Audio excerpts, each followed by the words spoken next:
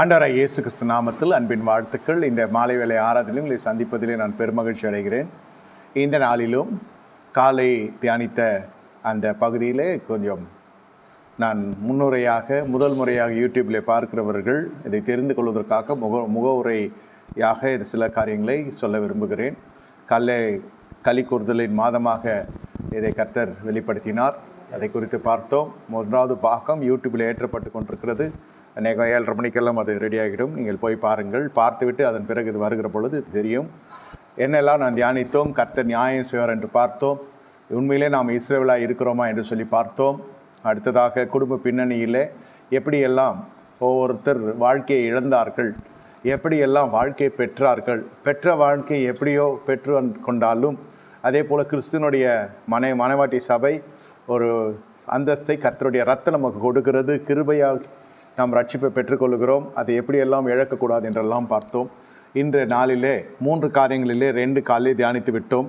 இந்த 3வது காரியம் களி கூறுதல் எப்பொழுது வருகிறது என்று சொல்லி நாம் பார்க்க போகிறோம்.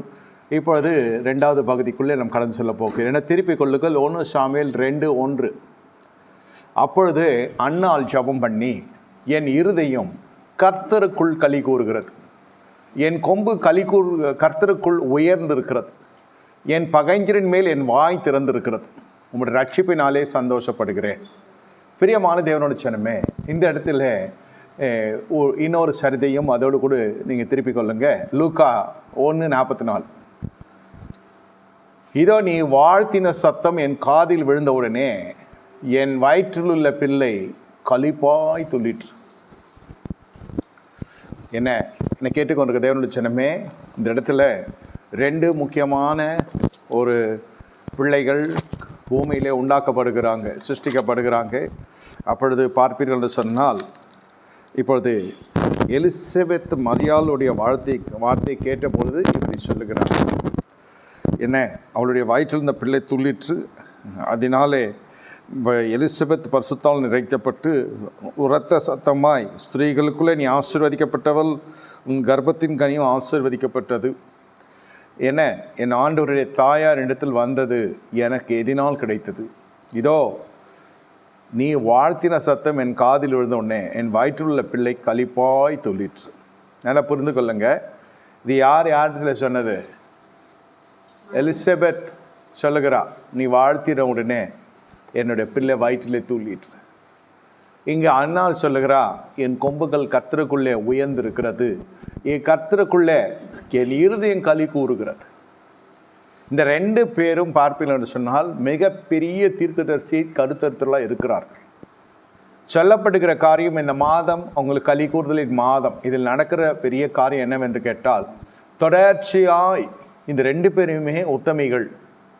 காலையில் பார்த்தோம், பத்சபாலை குறித்து பார்த்தோம், ராகாபேசி குறித்து பார்த்தோம். அடுத்தது பல பெண்கள் உடைய வாழ்க்கை, வஸ்தியை குறித்து பார்த்தோம், எஸ்தரை குறித்து பார்த்தோம். இதெல்லாம் ஒரு ஸ்தானத்தில் இருந்து எப்படி அந்த ஸ்தானத்துக்கு போனார்கள் என்றாலே கிருபை தான். எதுவும் இல்லாமல் வஸ்தி அந்த நிலைக்கு போயிருக்க முடியாது. ஆகையால் இவர்களுக்கு எல்லாம் ஒரு ஆரம்ப காலகட்டத்தில் ஒரு ஆண்டவரை தொழுது கொண்ட விதம், ஆரம்ப காலகட்டத்தில் நீங்களும் நானும் பெறுகிற வாக்கு தத்தங்கள், தீர்க்க தரிசன வார்த்தைகள், அந்த வார்த்தை தான் நம்ம பூமியில் நிலை செய்யும். ஆனால் வார்த்தைக்கேற்ற வாழ்க்கை இல்லாதபடினாலே அந்த வார்த்தை நிறைவேற தாமதிக்கிறது. என்ன வார்த்தைக்கேற்ற வாழ்க்கை என்றால் அது மறுரூபம் இருக்க வேண்டும். இதெல்லாம் நாம் காலையில் பார்த்தோம். இந்த ஜனங்களும் அப்படி உயர்த்தப்பட்ட ஜனங்கள் எவ்வளவு மிகவும் அஜாக்கிரதையாக இருந்தபடியினால ஆரம்ப காலத்தில் இருந்த அந்த பணிவிடையினுடைய இருதயம், பணிந்து போகிற இருதயம், அடங்கி சேவித்த இருதயம், தாழ்மை நிறைந்த இருதயம், முடிவு வருதும் அது இருக்க வேண்டும் என்று தேவ சமூகம் எதிர்பார்க்கிறது. ஆனால் அப்படி இல்லை. நீங்கள் பார்த்தால் தெரியும், பணம் வந்ததும் மாறிவிட்டார்கள்னு சொல்லுவாங்க, ஜனம் வந்ததும் இனம் போல் இல்லை, என்னை கவனிக்கிறது இல்லைன்னு சொல்லுவாங்க. இதெல்லாம் அற்பமான காரியம்தான். ஆனால் ஏதோ ஒரு மாறுதல் வந்து கொண்டிருக்கிறது. ஆனால் ஆண்டவர் வேறு விதமாய் பார்ப்பார். ஆண்டவருடைய தேவனுடைய ராஜ்யம் நம்ம வேறு விதமாய் பார்க்கும். அன்று தொழுது கொண்ட அந்த தேவன் அதே தேவன் தான். மனுஷரின் நிலைகள் மாறலாம். நம்ம எவ்வளோ தாழ்ந்து காணப்பட்டோம் 2000 சில்லறையில். ஆரம்ப காலம், அந்த நூற்றாண்டின் ஆரம்ப காலத்தில் வாடகை வீட்டில், சாஸ்ட்ரா சீட்டில், இப்படியெல்லாம் நம்ம தொழுதுகை சொல்கிறேன். நம்ம வர்ஷிப் சென்டர் நீங்கள் பார்த்தீங்கன்னா 2 மாடி ஏறி செங்குத்தாக கட்டியிருப்பாங்க. இது ஏறி இறங்குறதுக்குள்ளே சிசரியன் ஆகாமல் எல்லாருக்கும் நார்மலான காரணமே அந்த பில்டிங் தான். அவங்க அப்படி கட்டியிருந்தாங்க, இப்படி செங்குத்தாக இருக்கும். அது மேலே ஏறி வர்றது பயமாகவும் இருக்கும். சரி, எப்படியோ ஆனால் நல்ல ஜனங்கள் அவர்களால் எந்த பிரச்சனையும் இல்லை, நமக்கு உறுதுணையாக இருந்தாங்க. வாடகை நானாக சொன்னது தானே தவிர அவங்க எதுவும் நெருக்கிற அந்த மாதிரி ஜனங்கள் இல்லை. நல்ல ஜனங்களை கற்றுக் கொடுத்தார். ஆனால் நமக்கு தெரியாமலே 20-15 ஆண்டுகள் மேலே அங்கே ஊழியம் கொடிகட்டி பறந்தது. அதிலிருந்து உருவாக்கப்பட்டது தான், தாழ்மையிலிருந்து உருவாக்கப்பட்டது தான் ஜபத்திலும் உபவாசத்திலும் மனுஷ தயிலும் தேவக்கிருபிலும் உயர்த்தப்பட்டது. அப்புறம் இப்படி இவ்வளோ பெரிய மகால்குள்ளே நம்ம வந்திருக்கிறோம், இல்லைன்னு சொல்லு. தேவ சமூகம் அன்று சேவித்தது அதே தேவன் தான், இன்று நாம் ஆராதிக்கிறது அதே தேவன் தான். ஆனால் தேவனுடைய சமூகம் நம்மை பார்க்கிறது. உங்களின் இருதயம் எப்படி இருக்கிறது? ஒரு காரியம் பெறுவதற்கு முன்பு எப்படி இருக்கிறோம்? ஒரு காரியம், ஒரு ஆசீர்வாதம் பெற்ற பிறகு நாம் எப்படி இருக்கிறோம்? இதையெல்லாம் தேவ சமூகம் கலிகூர்ந்து பார்த்து கொண்டிருக்கிறதுக்கு, அது கண்ணோக்கி பார்த்து கொண்டிருக்கிறது. எத்தனையோ ஜனங்களுக்கு கர்த்தர் வரங்களை அள்ளி கொடுத்தார், அருளி செய்தார். தெரியாமல் செய்யவில்லை. எதுவுமே விழுந்து போன ஊழியனாக இருந்தாலும் சரி, பின்வாங்கி போகிற விசுவாசியாக இருந்தாலும் சரி, அல்லது மறுதளிக்கிற ஒரு ஆவி கொண்டவர்களாக இருந்தாலும் சரி, எதுவுமே தேவன் தெரியாமல் செய்ததில்லை, தெரியாமல் வார்த்தை எடுத்து கொடுக்கறது இல்லை. உங்கள்கிட்ட நான் என்னிடத்துல புழக்கத்தில் இருக்கிற பணத்தை தான் நீங்கள் கொடுப்பீங்க. ஒரு உதாரணத்துக்கு சொல்லுங்கள், யாருக்காவது கொடுக்கறதாலும் புழக்கத்தில் இருக்கிற பணத்தை கொடுப்பீங்க. இப்போது ராஜ்யத்தின் சத்தியத்தை கேட்ட பிறகு என்ன சொல்வீங்க? அவங்ககிட்ட இருக்கிற புழக்கத்தில் இருக்குதோ இல்லையா அந்த பணம், என்கிட்ட புழக்கத்தில் இருக்கிற பணம் தான் நான் கொடுக்க முடியும். ஏன்னா அவன் கொடுக்கலாம்னு கேட்க வேணான்னு வசனம் சொல்லுது. ஸோ அப்போது என்ன கொடுக்க முடியுமோ அவ்வளோ அம்பட்டும் கொடுக்க முடியாது. ஐயா என்னால் முடிஞ்சு கொடுக்க, திருப்பி கொடுக்க வேணான்னு சொல்லறதுக்கு வாய் வராது. எப்போ முடியுதோ கொடுன்னு சொல்லிட்டு அப்படியே தடை காமிச்சிட்டு போயிடலாம். இப்போது அந்த அளவுக்கு வந்திருக்கிறது. ஸோ நமக்கே இவ்வளோ தெரிகிற பொழுது சராத்து படைத்த தேவனுக்கு தெரியாதா இந்த மனுஷன் உண்மையாக இருப்பான், உத்தமனாக இருப்பான், ஆதாம் இப்படி தவறுவான், தாவீது இப்படி விழுவான்னு தெரியாத ஒரு விஷயமா? எது நடந்த பிறகு வருகிற தீர்க்க தரிசனங்கள், கண்டனத்துக்குரிய தீர்க்க தரிசனங்கள், தண்டனைக்குரிய காரியங்கள், இதெல்லாம் நாம் படிக்கிறோம், இல்லைன்னு சொல்லலாம். ஆனால் முன்னமே கத்துறதெல்லாம் அறிந்திருக்கிறார். அதுதான் தேவன். அறிந்து இறங்கி கொடுக்கிறார் பாருங்கள், அதுதான் தேவன். இப்போ கணவனை பார்த்து மனைவி சொல்கிறது உண்டு, மனைவி பார்த்து கணவன் சொல்கிறது உண்டு. நான் அப்படி நினைக்கவில்லை, உன்னை நான் வேறு மாதிரி பார்த்தேன். பருவம் உருவம் சொல்ல, நான் சொல்கிறது குணாதிசயம் சொல்கிறேன். இது ஒன்றுமே இல்லாமல் உள்ளே வந்து உட்காந்து நம்மளே அதிகாரம் பண்ணால் என்ன அர்த்தம்? இப்படி ஒரு வார்த்தை இருக்கும். இது மனைவியும் சொல்லுவான், கணவனும் சொல்லுவான். யாருடைய பொருளாதாரம் உயர்ந்து இருக்கிறதோ, யாருடைய கரம் பொருளாதாரத்தில் உயர்ந்து இருக்கிறதோ, அந்த பெண்மணி ஓடி ஓடி உழைத்து கிழைத்து பிழைத்து நிலத்தை வாங்கி வீட்டை கட்டி குணசாலிஸ்டியாக இருப்பான். இவன் வேறு மாதிரி இருப்பான். இப்படிப்பட்ட ஒரு மனுஷனை வைத்து கொண்டு இவனை ஒரு பொருட்டாக எடுத்துக்கொள்ள. இவன் வந்து ஒரு அலுவலக ரீதியான புருஷன், குடும்பத்துக்கு ஒரு புருஷன், சமுதாயத்துக்கு ஒரு புருஷன், அவ்வளோதான். சமுதாயத்துக்கும் தெரியும் இது ஒன்று வேஸ்ட்டுன்னு. இப்போ இந்த மனைவி வேலை செய்கிறா, காலையில் எழும்புகிறா, ஆகாரம் கொடுக்குறா, எல்லாமே குணசான ஸ்திரீயாகவே இருக்கிறா. வீட்டாரை பார்க்குறா, கணவன் வீட்டாரை சொல்கிறேன். வேதம் எப்படி சொல்கிறது அப்படியெல்லாம் இருந்து அவள் வாழ்க்கை கட்டி எழுப்பப்படுகிறது. திடீர்னு இந்த மனுஷன் அவள் மனம் நொந்து போகிற அளவுக்கு பேசுகிற பொழுது அவள் என்ன சொல்லுகிறா? இது ஒன்றுமே இல்லாத வந்துட்டு வெள்ளை பையா ஃபஸ்ட்டுன்றான். நம்ம ஊரில் நடக்கிறது சொல்கிறேன். பொருளை தூக்கி போட்டு உடச்சா கையை உடச்சிடுவான். எல்லா பொருளும் இது ஒன்று உழைப்பில் வாங்கினா சொல்லு, எல்லாம் என்னுடைய உழைப்பில். அதாவது பெருமையாக பேசுகிற மாதிரி இருக்கும், அதில் ஒரு நியாயமான கருத்துக்களும் இருக்கும். உடனே தேவ சமூகம் வந்து இறங்கலாம் நியாயந்திருக்கு. அது உண்மை. ரத்தம் வேர்வையாக சிந்தி அந்த பெண்மணி வீட்டை உண்டாக்கி புருஷனையும் விடாமல், புருஷனுக்கு துரோகம் செய்யாமல், எத்தனையோ செல்வந்தர்கள் உடைய கண்கள்லாம் சிக்கினவளாகவே இருப்பாள். திறமைசாலியான ஜனங்கள் யாரும் விட மாட்டாங்க, ஆணாக இருந்தாலும் சரி பெண்ணாக இருந்தாலும் சரி. இந்த வாழ்க்கையை இழந்த ஜனங்கள்லாம் வலை போட்டு கொண்டிருப்பாங்க, நமக்கு கிடைக்குமான்னு. அதான் வீட்டில் வேறு இவ்வளோ பெரிய குறைபாடு இருக்குதுன்னு சமுதாயம் கண்டுபிடிச்சிடும். அப்போ எப்படியாவது இவர் தன்வசப்படுத்த பார்ப்பாங்க. எத்தையும் ஜெயித்து, தன்னுடைய ஆசாபாசன்னு ஜெயித்து, அது கணவன் இடத்துல ஏதாவது ஒரு எதிர்பார்ப்பு கிடைக்குமான்னு பார்த்தா அந்த மனுஷங்கிட்ட எந்த விதமான ஒரு காரியமே இருக்க முடியாது. இந்த கணவன் வீட்டாருக்கு போய் பார்த்தா இங்கேருந்து போகிறது தான் இருக்குமே தவிர வர்ற மாதிரி ஒன்றும் இருக்காது. அதனால் அவர்களை தடுத்தாட்கொண்டு சமுதாயத்தை தனக்கு விரிக்கப்படுகிற வலைகளிலே கண்ணியிலே சிக்காத தன்னை காத்து கொண்டு, தன் பிள்ளைகளை வளர்த்து கொண்டு, பிள்ளைகளை படிக்க வச்சு, அது முழுவதும் ஆணுக்கு ஆணாய் பெண்ணுக்கு பெண்ணாக செய்து கொண்டிருக்கிறான். போய் இந்த மனுஷன் என்ன செய்கிறான்னு கேட்டால் ஏதோ அவனால் முடிந்தது செய்கிறான். இவனையும் உதாசீனப்படுத்தாமல், இவனும் சமுதாயத்தை விட்டு கொடுக்காம இப்படி போய் கொண்டிருக்கும் பொழுது குடும்ப சண்டை வருகிற பொழுது அதிகப்படியான ஆக்ரோஷம் வரும் அந்த பெண்ணுக்கு. இப்போ என்ன செஞ்சுட்டேன்னு நீர் ஆடுறீர், எதுவுமே எனக்கு உறுதுணையாக இல்லை, எல்லாம் நான் செய்கிறேன். இதில் தான் ஆரம்பிக்கும் சண்டை. இது வந்து பெண்ணும் சொல்லுவா, இது ஆணும் சொல்லுவான். அதனால் ஒருத்தருக்கு ஒருத்தர் குறைந்தவர்கள் என்பதல்ல. இந்த சண்டையினுடைய சத்தம் அவ்வளோ பெருசாக இருக்கும். இல்லை, எதுக்கு நான் சொல்லுகிறேன் என்றால், இது எல்லாம் மனிதர்களாக்கிய நமக்கு அவ்வளோ கோபம். நம்முடைய எதிர்பார்ப்புக்குள்ளே ஒரு துணையே இல்லைன்னா, நான் எவ்வளோ மட்டும் செய்கிறேன், நீ என்னோட நிற்கலை, மன அளவுலையும் நிற்கலை, சரீர அளவுலையும் நிற்கலை, சரி நான் அதையும் கண்டுக்கலை. அப்போ எப்படி இருக்கும்? கிருபை நிறைந்த வாழ்க்கையாக இருக்கும். ஒரு நாள் வந்தோன்னே வெடித்து தள்ளி செதறி யாராவது ஒருத்தர் சூசைட் பண்ணிக்கிற அளவுக்கு பேசி விட்ருவாங்க. அதாவது அவங்க பேசுகிற பேச்சு அள்ளி வீசுகிற நெருப்போல் இருந்தாலும் அவங்க அக்கினி தள்ளி நடந்து கொண்டிருக்குறாங்க. அப்போ அவங்களுக்கு எப்படி இருக்கும்? இப்படி தான் ஆரம்பிக்கும். நான் எதுக்கு இதை நான் சொல்கிறேன்னா, இப்படியெல்லாம் நம்ம குவித்து கொள்கிறோம். நம்ம குடும்ப கடமை, நம்முடைய பெத்த பிள்ளைகள், நம்முடைய அநாத தீர்வுகள், கட்டடங்கள் இதெல்லாம் செலுத்துகிற பொழுது இவ்வளோ பெயின்ஃபுல்லாக, இவ்வளோ வருத்தமாக இருக்குது. அப்படி இருக்கிற பொழுது ஆண்டவர் தன் ஜீவனை கொடுத்து நம்ம ரட்சித்திருக்கிறார். நமக்கு இவ்வளோ அலங்கரித்து வைத்திருக்கிறார். ரட்சிப்பை கொடுத்துருக்கார், அபிஷேகத்தை கொடுத்துருக்கார், தேவ சமூகத்தை கொடுத்துருக்கார், தேவ மனுஷனை கொடுத்துருக்கார், கிருபை கொடுத்துருக்கிறார், அதிகாலை ஜபத்தை கொடுத்துருக்கார், காலைதோறும் உங்களை என்னை தட்டி எழுப்புகிறார், திருந்து ஒரு கண்கள் திறக்கப்பட்டிருக்கிறது, கரை பறித்த விருந்துகளுக்கு. அப்போது ஒரு சப்பான டைம் யார் கூப்பிட்டாலும் போவோம், எங்கே ஜப்பானாலும் போவோம். ஒரு வீட்டுக்கு 10 ஊழியர்கள் அந்த பெருமையாக நினைத்த நாட்கள் இருக்கிறது. இப்போ ராஜ்யத்திற்குள்ளே சுவிசேஷம் தியானிக்க என்ன நடக்கிறது? ஒரே ஒரே மேய்ப்பன் அல்லது அதிகமான விஷயங்கள்லாம் போகிறதில்லை, அதிகமான கரை படுகிற விருந்துகள்லாம் போகிறதில்ல. அதை எதுக்கு சொல்கிறேன்னாக்கா, படிக்கிற வேதாமத்தில் சத்தியத்தின் ஆழத்தில் நம்ம கர்த்தர் பயணப்பட செய்கிறார். இப்படி இருந்து ஒரு சில காரியங்கள் அவர் எதிர்பார்ப்பு தூரமாக போகிற பொழுது, அப்பொழுது கர்த்தரை எப்படி பேசியிருக்கலாம்? நம்ம பூமியிலே இராதபடிக்கு செய்திருக்கலாம். அந்த மனைவி சர்ச்சை சொன்னேன் நான் உங்களுக்கு, இல்லை கணவன் பேசியிருக்கலாம், இல்லை மனைவி பேசியிருக்கலாம். அது நடக்கிற விஷயந்தான். இது இன்னும் பெரிய தெரியாதது, உலகத்தில் நடக்காது நான் சொல்ல இல்லை. அவ்வளோ பேசுகிறாங்க இல்லையா மனுஷங்க. இப்போ கர்த்தர் பேசுனா எவ்வளோ பேசலாம்? அவர் எதுவுமே பேசுறதில்லை. அதுதான் தேவன். பேசுறதில்லை, பேசுறது நிறுத்திக்குவார். மனுஷன் கொட்டி தீர்த்துட்டு அவன் இதான் சொல்கிறேன் இல்லை, 2 பேரில் யாரும் ஒருத்தர் சூசைட் பண்ணிக்கிறாலும் பேசுவாங்கன்னு. இது மனுஷன் உரையாடல். கர்த்தர் பேசுறதே நிறுத்திக்குவார். அதுதான் தேவன். சவுலுக்கு ஒரு காலகட்டத்தில் சொப்பனத்தினாலும் தரிசனத்தினாலுமே தொடர்பு இல்லாமல் போச்சு தேவனிடத்தில். ஆமாம், தொடர்பே இல்லாத போச்சு. தேவன் அவன் விபச்சார பாவம் அதிலெல்லாம் போகல. தேவன் வேணான்னு சொன்னதை அவன் எட்டு முற்றத்தில் கட்டின பாவம் தான். ரொம்ப கடித்து கொள்ளலாம் இல்லை, ஒன்று இதை பண்ணுறோம் அதை பண்ணுறலான்னு சொல்ல, அப்படியே நின்றுடுச்சு. இந்த கம்யூனிகேஷன் அட் ஸ்டாப், இந்த தொடர்பே நின்றோம். அதை விட்டு அடி ஒரு விசுவாசிக்கு வேறு எதுவுமே இல்லை.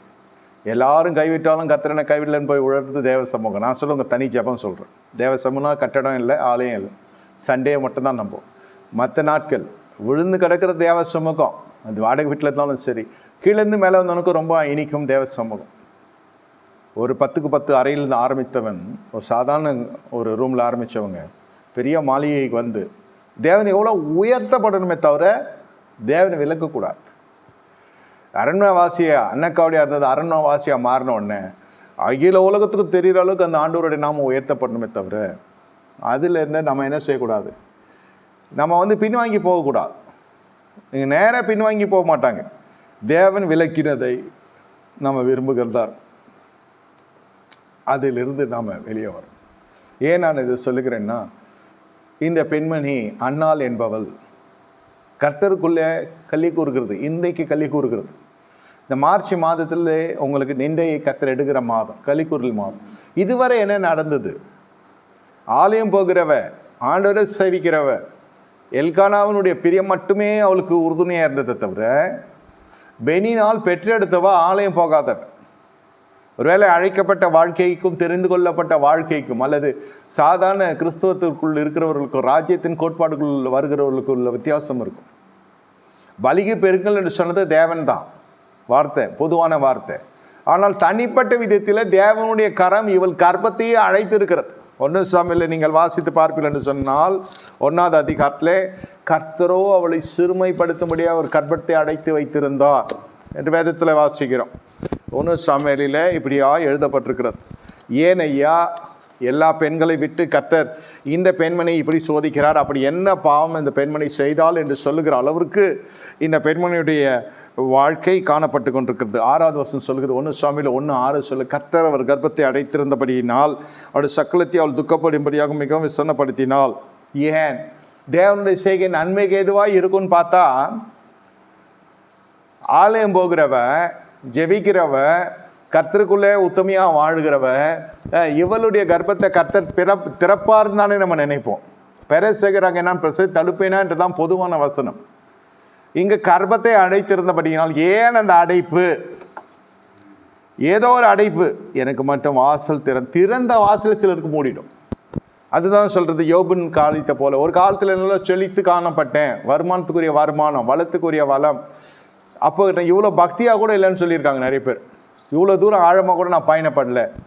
ஆனால் எல்லாமே ஒழுங்காக வந்து கொண்டு சக்கரம் சுற்றி கொண்டே இருக்கேன். நாமும் தரிக்கப்பட்டு நான் பாட்டுக்கு போவேன் வருவேன். இதில் ஊழியமும் செஞ்சுருக்கேன். அட்டூழியம் தெரியாமல் ஊழியம் செஞ்சுருக்கேன். என்ன அட்டூழியம் என்னன்னா பெரிய இல்லை, ஃபேமிலியை டெஸ்ட்ராய் பண்ணிவிடுவாங்க. அவங்களுடைய தீர்மானங்கள் என்னென்னா யாருக்குமே திங்க் பண்ணி இது சமாதானத்தை யோசிக்கிறதுக்கு நேரம் கொடுக்க மாட்டாங்க. அவங்க எடுக்கிறதா முடிவு, அவங்க எடுக்கிறதா தீர்மானம், அதில் பயணப்படுவாங்க. எல்லாரையும் கட்டாயப்படுத்தி அதில் பயணப்பட வைப்பாங்க. அதுதான் வீட்டில் பண்ணுற அட்டூழியம். இந்த அளவு கூட பக்குவம் கிடையாது, இந்த அளவு கூட பொறுமை கிடையாது, இந்த அளவு கூட நிதானம் கிடையாது. ஆனால் அன்று எல்லாம் இருந்தது. திடீர்னு வாசல் அடைக்கப்பட்டுச்சு. இப்போது யோபு கடந்து சென்றது சரீர அளவில் உபாதை. நம்ம ஆள் பொருளாதார உபாதை மட்டும் இல்லை, நிமிஷத்துக்கு நிமிஷம் மன ரீதியில் உபாதை இருக்குது. குடும்பம் சதுருமோ அல்லது யாராவது ஏதாவது பண்ணி கொள்வாங்களோ, இருப்பாங்களோ, நிர்மூலமாகங்களோ என்று சொல்லுகிற அளவுக்கு இருக்குது. ஏன் அந்த அடைப்பு? பிப்ரவரி வரைக்கும் அந்த அடைப்பு இருக்கும். நம்ம நாமும் தரித்திருக்கிறோம், நம்ம கர்த்தர் செய்வார்னு நினைக்கிறோம், விசுவாசிக்கிறோம், நடந்து கொண்டு தான் இருக்குது. எல்லா காரியமும் நமக்கு சேவனே நடந்து கொண்டு தான் இருக்குது, நடக்காமல் இல்லை. ஆனால் மூல காரியம் யாராவது இதை கொடுத்து நீ வச்சுக்கோ அப்புறம் தான் கொடுன்னு சொல்கிறதுக்கும், நம்முடைய கையின் பிரயாசம் ஆசீர்வாதத்துக்கப்பட்டு யாருக்கும் கொடுக்காமல் நம்ம கர்த்தருக்கு செலுத்த வேண்டிய கனத்தை செலுத்தி மனுஷருக்கு முன்பாக உத்தமனாய் வாழ்கிறது எப்படி, நம்ம அட்ஜஸ்ட் பண்ணி மேனேஜ் பண்ணி வாழ்கிறது எப்படி, ரெண்டுத்துக்கு இருக்கிற வித்தியாசம் இருக்குது இல்லையா? கர்த்தரை அழைத்து இருக்கிறா. நான் நீதிமானுக்கு வருகிற துன்பங்கள் அநேகம். பிப்ரவரி வர நீதிமான் ஆக்குறதே பெரிய கஷ்டம்.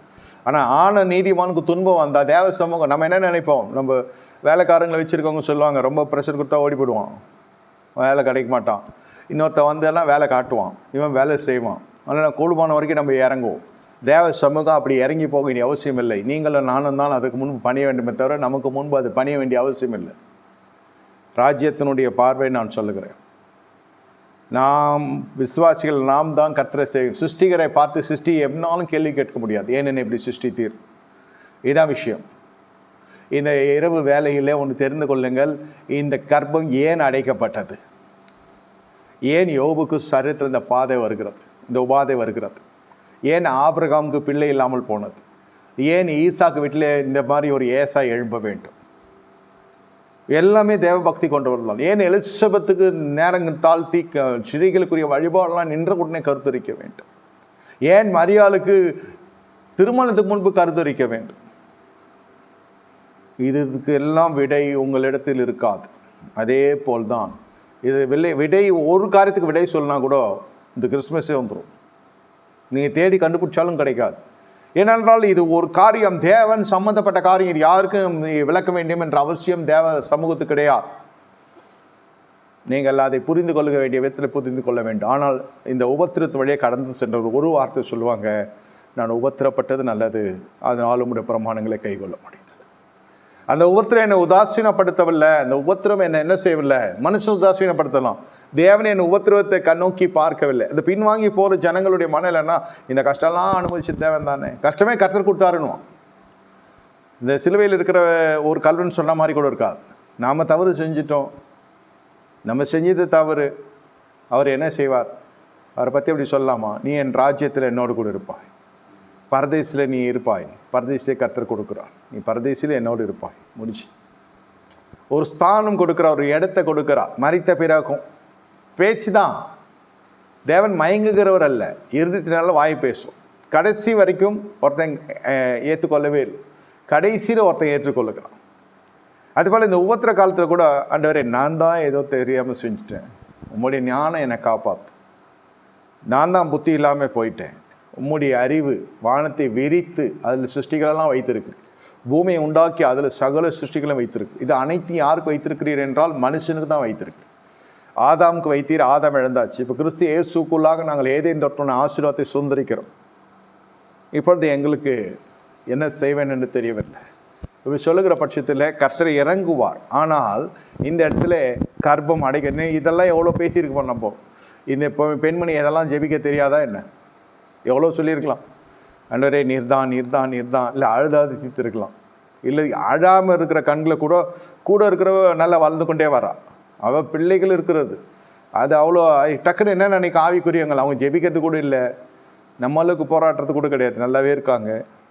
கிறிஸ்மஸ் கொண்டாடுறவங்க தான், இல்லை பண்டிகை தோறும் அவங்க காணப்படும், இந்த அளவுக்கு கிடையாது. நம்மளே தீர்க்க ஆரம்பிச்சிடும். இது இன்னும் व्यசனமாக இருக்கும். அதோடு கூட மட்டும் இல்லை, அவள் பாட்டுக்கு அவள் செழித்தவ இருந்தால் பிரச்சனை இல்லை. அவள் அற்பமாக வேற எண்ணுகிறாள். ஏதோ ஒரு விஷயம் நம்ம இடத்துல இல்லையோ, இருக்கப்பட்டவர்களை பார்க்குற பொழுது அவர்கள் பார்க்குற பார்க்க நம்ம அற்பமாக எண்ணுகிறதை போல் நமக்கு தோணலாம். சில சமயம் உண்மையிலே அவங்க அற்பமாகவே எண்ணுவாங்க. எல்லாம் பூமியில் இருக்கிறத வீண் என்று சொல்லத்தக்கதான ஒரு விழியே ஒரு மாதிரி இருக்கும். விழி ஒரு மாதிரி இருந்தால் மொழி ஒரு மாதிரி இருக்கும். அவ்வளோதான், இது நீ உருப்படாது, இனி அவ்வளோதான் இது. அந்த நிலையில் பிப்ரவரி வரை நம்முடைய வண்டி ஓடிக்கொண்டிருக்கும், வாழ்க்கை சக்கரம் சுழன்று கொண்டிருக்கும். எல்லாருடைய ஏச்சுக்கும் பேச்சுக்கும் இந்த பிள்ளை என்று இல்லாத நிந்தை என்பது எந்த அலுவலுக்கும் போக முடியாது. சும்மாவே நம்மளை பார்த்து கேட்குறோன்னே கொஞ்சம் பேர் காத்திருப்போம், வரட்டோன்னு கேட்கலாம். என்ன ஒன்றும் இல்லையா, இந்த டாக்டரை பாரு, ஆயுர்வேதா ஒருத்தர் சொல்லுவான், சித்தா ஒருத்தர் சொல்லுவான், ஒருத்தன் ஐவிஎஃப் சொல்லணுமா, இன்னொருத்தன் டைவர்ஸே பண்ணணுமா, இன்னொருத்தன் வேறு கல்யாணம் பண்ணிக்கணுமா, இன்னொருத்தன் சரீரத்தை குறித்த காரியங்களை கேட்கிறத பொழுது அதை காதார கேட்கவே முடியாது. உன்னை விட சின்னவங்கெல்லாம் கருத்தெடுத்துருக்குறாங்க, அது நமக்கே ரீவைண்ட் பண்ணி சொல்லுவோம், நமக்கே தெரியும். அது அந்த பாதையில் போகிறவங்களுடைய உபாதையை எடுத்து சொல்கிறேன். இதுக்கு குழந்தை மட்டும் இல்லை, எல்லா விஷயத்துக்கும் நீங்கள் கொஞ்சம் ஒரு விஷயம் தாமதிக்குதுன்னா நண்டு சிண்டெல்லாம் ஏஞ்சி உங்களுக்கு நியாயம் இருக்கும், உங்களுக்கு அட்வைஸ் பண்ணும். அதுதான் இன்னும் கோராமையாக இருக்கும். நம்ம காட்டிலும் அவர்கள் தாழ்த்தப்பட்ட ஜனங்கள், அறிவிலே அந்தஸ்தில் எல்லாத்துலேயும். அவளான்னு சொல்லுவோம், கல்யாணம் என்ன பார்க்கலையா ஒன்றும், இப்படியே இருந்தால் அவ்வளோதான், இந்த மாதிரி தான் ஒன்று இருந்துச்சு, ஒரு பொண்ணு ஓடி போச்சு, இந்த மாதிரி தான் ஒரு பையன் ஒரு பொண்ணை எடுத்துகிட்டு வந்துட்டான், சம்மந்தமே இல்லாத ஒரு குடும்பத்தில் போய் மாட்டிக்கிட்டான், இந்த மாதிரி தான் ஒரு பொண்ணு இருந்தால் கல்யாணம் அவனை தொடர்பாயிடுச்சு, இந்த மாதிரி தான் ஒரு பொண்ணு இருந்தால் அவன் கல்யாணம் ஆனவனோட வாலிபனுக்கு தொடர்பாயிடுச்சு, ஒரு பெண்ணோட, சீக்கிரம் பண்ணு. இருக்கிறப்ப எப்படி இருக்கும் நமக்கு? அது எந்த அலுவலுக்கும் போக முடியாது. சரி எங்கேயும் போகலன்னா தேடி வந்து அட்வைஸ் பண்ணிட்டு போவோம். இந்த பக்கம் வந்தேன், அப்படியே அவனை பார்த்துட்டு போகலான்னு வந்தேன், இதை பற்றியா கல்யாண நோட்டீஸ் அவனுக்கும் வந்தேன், உன் பிள்ளைக்கு ஆகல, அப்படியே பேசி பேசி பேசி ரொம்ப ரணகாயமாக மாறிடும். பொருளாதாரம் சொல்ல வேண்டியதே இல்லை, சுத்தமாக 10 பைசாவுக்கு மதிக்க மாட்டான். கதவுகள் பூட்டப்பட்டு இருக்கிறது, என்ன செய்ய முடியும்? உள்ளங்கள் பூட்டப்பட்டிருக்கிறது, என்ன செய்ய முடியும்? இல்லங்கள் பூட்டப்பட்டிருக்கிறது, என்ன செய்ய முடியும்? ஒரு விதமான கதவடைப்பு. இந்த வருடம் ஆரம்பத்தில் ஆண்டவருடைய தீர்க்கதரிசன வார்த்தை வருகிறது, யுத்தங்களின் ஆண்டு இங்கே இன்னைக்கு வரைக்கும் ஆரம்பிச்சாச்சு. மார்ச் வருது. நான் தான் சொல்கிறேன், நீங்கள் நவம்பர் வரைக்கும் வெயிட் பண்ணுவாங்க. தேவ ஜனங்கள் உங்களை ஆசீர்வாதத்தை யூடியூப்பில் நான் ஏற்றி இருக்கிறோம். இந்த ஆண்டினுடைய செய்தியில் தேவ ஜனங்களுக்கு என்று இருக்கிறோம், அதை போட்டு கேட்டு உரிமை பாராட்டுங்க. ஜனவரிலேருந்து ஆரம்பிக்கும் இருக்குது, வாக்குத்தத்தங்கள் நிறைவேறவும் ஆரம்பிச்சிருக்கு தேவ ஜனங்களுக்கு. உலகத்தில் ஒரு பக்கம் நடந்து கொண்டிருந்தாலும் எதுக்கு நான் இதை சொல்கிறேன்னா, கர்த்தர் ஏன் அழைத்திருக்கிறார், ஏன் கர்த்தர் அழைத்திருக்கிறார்? நீ நீதிமானுடைய குட்டுதலை வாங்கும்படியாகவே நீதிமான் என்னை கூட்டட்டும். அந்த அம்மா போய் ஜெபித்து அழுது உருண்டு புரண்டு இதெல்லாம் செய்யாமல் அழுது ஜெபிக்கிறது. ஏலி என்ன சொல்லுகிறார், எம்மட்டும் குடித்து வெறித்திருப்பாய். மறுபடியும் இந்த சமுதாயத்தில் முக்கியமான ஒரு அந்தஸ்தில் இருக்கிறது ஆவிக்குரிய போதகர், பிரதான ஆசாரியர், ஒரு பாஸ்டர். அவரே அப்படி சொல்லிட்டாரு. இதுவே ஒரு பெரிய விவகாரமாகிடும். பாஸ்டர் எப்படி இப்படி பேசுகிற, என்ன பேசுனானே தெரியாது. பாஸ்டர் தப்பாக பேசினாரா, இல்லை அவளுடைய நல்ல குணநிலங்களை வித்தியாசம் பேசிட்டாரே தவிர மற்றபடி அந்த பொம்பளை எதுவும் விபச்சாரத்துக்கோ அந்த மாதிரிலாம் சீண்டலை. ஆனால் இதுவே ஒரு பெரிய காரியமாகிடும். அப்போது அந்த மாதிரி என்ன சொல்கிறது, நம்ம அடியால் பேலியாளின் மகளாக நினைக்காதிரும். நான் வேசி அல்ல, குடித்து வெறித்திருக்க என் நிர்விசுவானமுள்ள ஸ்திரீ, பிள்ளை இல்லாமல் அழுகிறேன். நீ பார்த்தாலே தெரியணுமா இல்லையா? ஒரு தீர்க்கதரிசிக்கு, ஒரு தேவனுடைய பிரதான ஆசிரியனுக்கு அந்த அபிஷேகத்தின் மையத்தில் இருக்க வேண்டுமா இல்லையா? கர்த்தரோடு இணைக்கப்பட்டிருந்தால் பார்த்த உடனே சொல்லலாம், இவரெலாம் என்ன பாசிட்டிவ், இவருக்கெலாம் என்ன அனாயிட்டிங், இவருக்கு என்ன அபிஷேகம், எல்லாமே வெத்து வேஷம், இப்படியெல்லாம் சொல்லக்கூடிய தருணங்களில் கூட அந்த பெண்மணி தன்னை காத்துக்கொள்கிறான், தன்னுடைய ஆத்துமாவை காத்துக்கொள்ளாது, உதடுகளை காத்துக்கொள்ள. எவ்வளோ நன்மை காரியங்கள் தீங்கு அனுபவிக்கிற பொழுது நல்ல கனிகள் வெளியே வந்து கொண்டிருக்கிறது. அப்போ அதே மனுஷன் அந்த பெண்மணியை ஆசீர்வதித்து அனுப்புகிறான். அது 17 வருஷம் சொல்லுது, அதுக்கு ஏலி சமாதானத்தோடு நீ போ, நீ இஸ்ரவேல் தேவனத்தில் கேட்ட உன் விண்ணப்பப்படியே உனக்கு கட்டளையிடுவராக, உங்களுடைய அடியாளுக்கு உங்களுடைய கண்ணில் தயவு கிடைத்தது என்றால். அப்புறம் அந்த பெண்மணி போஜனம் செஞ்சு போயிட்டா. அந்த போஜனமாகப்பட்டது அவளுக்கு துக்கத்தை அழற்றி போடுகிறது, எடுத்து போடுகிறது. அதுக்கு அடுத்த ஆண்டு பிள்ளையோடு கூட அவள் காணப்படுகிறாள். நடுவில் நடக்கிற காரியம் என்னன்னு கேட்டால், ஏதோ ஒன்று கர்த்தர் உங்களிடத்தில் மனப்பூர்வமாய் சமர்ப்பிக்க வேண்டிய ஒரு காரியம் இருக்கிறது. தசமாகும் காணிக்கைக்கு அப்பால் பட்டு நான் சொல்கிறேன், ஒருவேளை அதுவாக கூட இருந்தாலும் சந்தோஷம்தான். ஏதோ நம்முடைய சுயநீதி அதை தடை செய்து கொண்டிருக்கிறது, அல்லது நமக்கு தெரிய கூட இல்லை. எத்தனையோ ஆண்டுகள் செபித்தா, ஆனால் இவள் என்ன சொல்லி ஜெபிக்கிறா? முதல் கனி கர்த்தருடையது, இது உமக்கே நான் நசரனாக, உமக்கே நான் உம்முடைய ஆலயத்துக்கே தேவரீர் உம்முடைய அடியாளின் சிறுமையை கண்ணோக்கி பார்த்து உம்முடைய அடியாளை மறவாமல் நினைத்தள்ளி அடியாளுக்கு ஒரு ஆண் பிள்ளை கொடுத்தால் அவன் உயிரோடுக்கு சகல நாள் எல்லாம் நான் அவனை கர்த்தருக்கென்றே ஒப்பு கொடுப்பேன், தலையின் மேல் சவரன் கத்தி படுவதில்லை என்று பொறுத்துரை பண்ணினான். இந்த நல்ல உன்னதமான ஒரு ஜெபம் போய் கொண்டிருக்குது. அதன் பிறகு தான் இந்த போதகன் மூலமாக என்ன சொல்கிறது, இந்த தூஷணங்கள் புறப்படுகிறது. ஜெபித்து முடிக்க கூட இல்லை, அதுக்குள்ளே பாஸ்டர் வந்து இந்த மாதிரி பேசுகிறார், மனம் வந்து பேசுகிறார். ஆனால் இவன் பாஸ்டரை சந்திக்க போய் அசிங்கப்படலை, தேவனை சந்திக்க போய் அசிங்கப்படுறோம். இது இன்னும் வேதனை. பாஸ்டர் சந்திக்க போனால் அப்போ நம்ம மனசு என்ன சொல்லும்? மனுஷனை சந்திக்க போனால் எப்படி தான் நம்ம கர்த்தரை சந்திக்கிறதை விட்டு மனுஷனை தேடணும், நம்மளே சமாதானம் பண்ணிக்கலாம். வளர்ந்து விசுவாசி சொல்லும், சரி நம்ம கர்த்தரை சந்திக்க தவறிட்டோம், ஆண்டு வரையும் மன்னியும், மனசு என்ன செய்வோம்? இங்கே மனுஷனை சந்திக்கல, கர்த்தரை சந்திக்க போகிறதுலேயே இவ்வளோ பிரச்சனை. வீட்டில் பிரச்சனை, நான் இங்கே போனால் இங்கே அதிகமான பிரச்சனை. எப்பொழுது இந்த ஜபம் பண்ணின உடனே தான் இவருடைய குணநலன்களே தாறுமாறாக பேசப்படுது. அதை யார்கிட்ட போய் பேசல, அந்த பெண்மணி வீட்டில் நேரே கடிந்து கொள்ளலாம், தீர்க்கதரிசி போல பேசுகிறான், முகத்துக்கு நிறைய பேசுன்னு சொல்கிறாங்க இல்லையா, அந்த மாதிரி பேசிடுறாரு. என்னை கேட்டுக்கொண்டு தேவனுடைய ஜனமே, இப்போது சொல்லுங்கள், உங்கள் வாழ்க்கையில் கடந்து சொல்லுகிற பாதையினுடைய காரியம்தான் என்ன? எவ்வளோ நாட்கள் இந்த நிந்தை, எவ்வளோ நாட்கள் இந்த அவமானம், எவ்வளோ நாட்கள் வீட்டில் பிரச்சனை, வெளியில் போனால் பிரச்சனை, ஆலயத்துக்கு போனால் பிரச்சனை கூடயே இருக்கிறது. ஜெபிக்க யாராவது கூப்பிட்டு நம்ம ஜப குறிப்பை கேட்டு அதாவது சொன்னாக்கா நமக்கு அதுவும் பிரச்சனையாக இருக்கும். யாரும் அவ்வளோ விருப்பமும் பட மாட்டாங்க. ஒரு விசுவாசியும் ஒரு ஊழியர் சந்திப்பு எப்படி இருக்கும்? அந்த விசுவாசி ஊழியர் ஜெபிக்கிறாரு, போகிறப்போ கத்தையாக ஒரு கட்டு கொடுத்தா ஊழியனுக்கும் ஜில்லுன்னு இருக்கும், விசுவாசிக்கும் ஒரு திருப்தி இருக்கும், ஒரு ஊழியனுக்கு கொடுத்தோணும். இது எதுவுமே இல்லாத பிரச்சனை இருந்துச்சுன்னா ஊழியக்காரங்களே இப்போ பயப்பட ஆரம்பிச்சிடுவாங்க.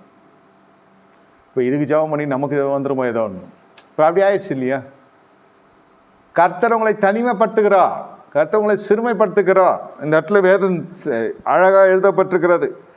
என்ன, அவளை சிறுமைப்படுத்தும்படியாகவே இந்த இடம் காணப்பட்டு கொண்டிருக்கிறது.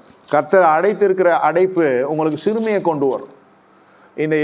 இந்த பிப்ரவரி மாதம் வரைக்கும் உங்களுடைய வாழ்க்கையில் சிறுமையின் மீது சிறுமை, பலத்த கரம் அடங்கி இருக்கிறது. அதாவது உங்கள் மீது தரித்திருக்கிறது. நீங்கள் அடங்கி இருக்கும்படியாக கர்த்தர் கொண்டு வந்தது.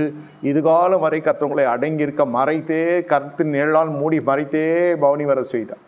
ஆனால் இப்பொழுது அப்படி இல்லை. அவருடைய கரம் உங்களோடு கூட இருக்கிற அப்படினால் ஜனங்களால் நீங்கள் நிறைக்கப்பட போகிறீங்க. கர்த்தருடைய கரம் அவர்களோடு கூட இருக்கிறது. ஜனங்கள் வந்து சேர்ந்து கொண்டார்கள் என்று அப்போஸ்தலரை வாசிக்கிறோம். கர்த்தருடைய கரம். ஆனால் அந்த கரம் உங்களோடு கூட இருக்கிற பொழுது கர்த்தர் தனிமைப்படுத்துகிறதும் உண்டு. உற்றார், உறவினர், சொந்த பந்தம் அனைத்தின் மத்தியிலும் சிலுவையிலே தொங்கிக் கொடுக்க கிறிஸ்துவனுடைய வாழ்க்கையின் படலத்தை போல் நம்முடைய வாழ்க்கை போய் கொண்டிருக்கும். ஏன்? இதற்கு என்ன தவறு செய்தால் அவரை போய் ஏற்றிருக்கிறாங்க சிலுவையில்? அதுவும் கல்லூர்களோடு கல்வரான். பார்க்கிறவருடைய புரிதல் எப்படி இருக்கும்? இனி இயேசு தலை காட்ட முடியுமா? இயேசுக்கு இவ்வளோ பிரச்சனையா? இவரை நம்பினவன் யோசிக்கிற அளவுக்கு ஆகிடும். அற்புதம்லாம் நடந்தது, ஆனால் என்ன செஞ்சாலும் அந்த மனுஷன் ரோமாபுரி அரசாங்கம் அவ்வளோ டக்குன்னு ஆக்ஷன் எடுக்காது, எல்லாம் விசாரிக்காமல் நடக்காது. இத்தனை பேர் நியாயந்தி இருக்கிறாங்கன்றப்போ குற்றவாளி இல்லாமல் நியாயந்தி இருப்பாங்களா? இப்படியெல்லாம் யோசிக்கும் மனசு. நம்ம எல்லாம் நினைப்போம் அவ்வளோதான், ஒழியமே முடிஞ்சிச்சுன்னு நினைப்போம். உபத்திரத்தின் உச்சக்கட்டம், பழி சொல்லுக்கள், வசை மாறி பொழிதல், அவ்வளோதான் நம்ம முடிந்தோம் என்று இப்போ சோதனை கொண்டு நடத்த ஆரம்பிச்சிடுவோம். நடத்தினாலும் பரவாயில்ல, தூஷணம், எல்லா விதமான ஒரு அசௌகரியம், முகம் அவருக்கு சிலுவையில் எப்படி பார்க்கறதுக்கு ரூபமில்லாமல் காணப்பட்ட நம்மளுடைய வாழ்க்கையின் அழகே போயிடும், ஒரு வாழ்க்கையின் பிடிப்பே போயிடும். இனி இருப்பதை காட்டிலும் இல்லாமல் இருந்தால் நலமாக இருக்கும் என்று சொல்லுகிறவர்களுக்கு நம்மே கன்ஃபெஷனே அப்படி இருக்கும். நம்ம ஜெபமே போதும் ஆண்டவரே, நான் இருக்கிறத காட்டிலும் மரித்தால் நல்லமா இருக்கும், அப்படி போயிடும். அதுதான் சொல்லுகிறேன். அந்த சூழ்நிலையிலிருந்தே கர்த்தர் நம்ம என்ன செய்கிறார், இந்த மாதத்தில் கர்த்தரை கொண்டு வருகிறார்.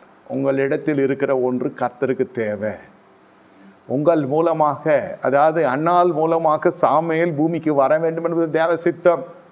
எலிசபெத் மூலமாக யோவான் சாணங்க வர வேண்டும் என்பது தேவ சித்தம். என்ன, தேவன் வார்த்தையினால எல்லாத்தையும் உருவாக்கினான். ஆதாமை உருவாக்கினான் மண்ணிலிருந்து. ஆனால் இந்த ஜனங்களை எல்லாம் கர்த்தர் அப்படி உருவாக்க விரும்பவில்லை. ஒரு மனுஷர் மூலமாக தான் கர்த்தர் உண்டு பண்ணுகிறார். ஆதாமை அப்படிதான் உண்டாக்கினார், அவரே உருவாக்கினார். என்ன, ஆனால் ஜீவ சுவாசத்தை ஊதுகிறார், மண் அப்படியே மனிதனாக மாறுகிறார். அவனுடைய சிரத்தை விழா எலும்பு எடுக்கிறார், ஏவாலை உண்டாக்குகிறார். இதுதான் கடைசி அறுவை சிகிச்சை கர்த்தர் செய்து முதலும் கடைசியுமே. அடுத்தடுத்து மனுஷர்கள் மூலமாக தான் மனுஷர்கள் மூலமாக தான் இனம் பெருக ஆரம்பிக்கிறது. அப்பொழுது இந்த இந்த இந்த பாத்திரம் தேவைப்படுகிறது கர்த்தருக்கு.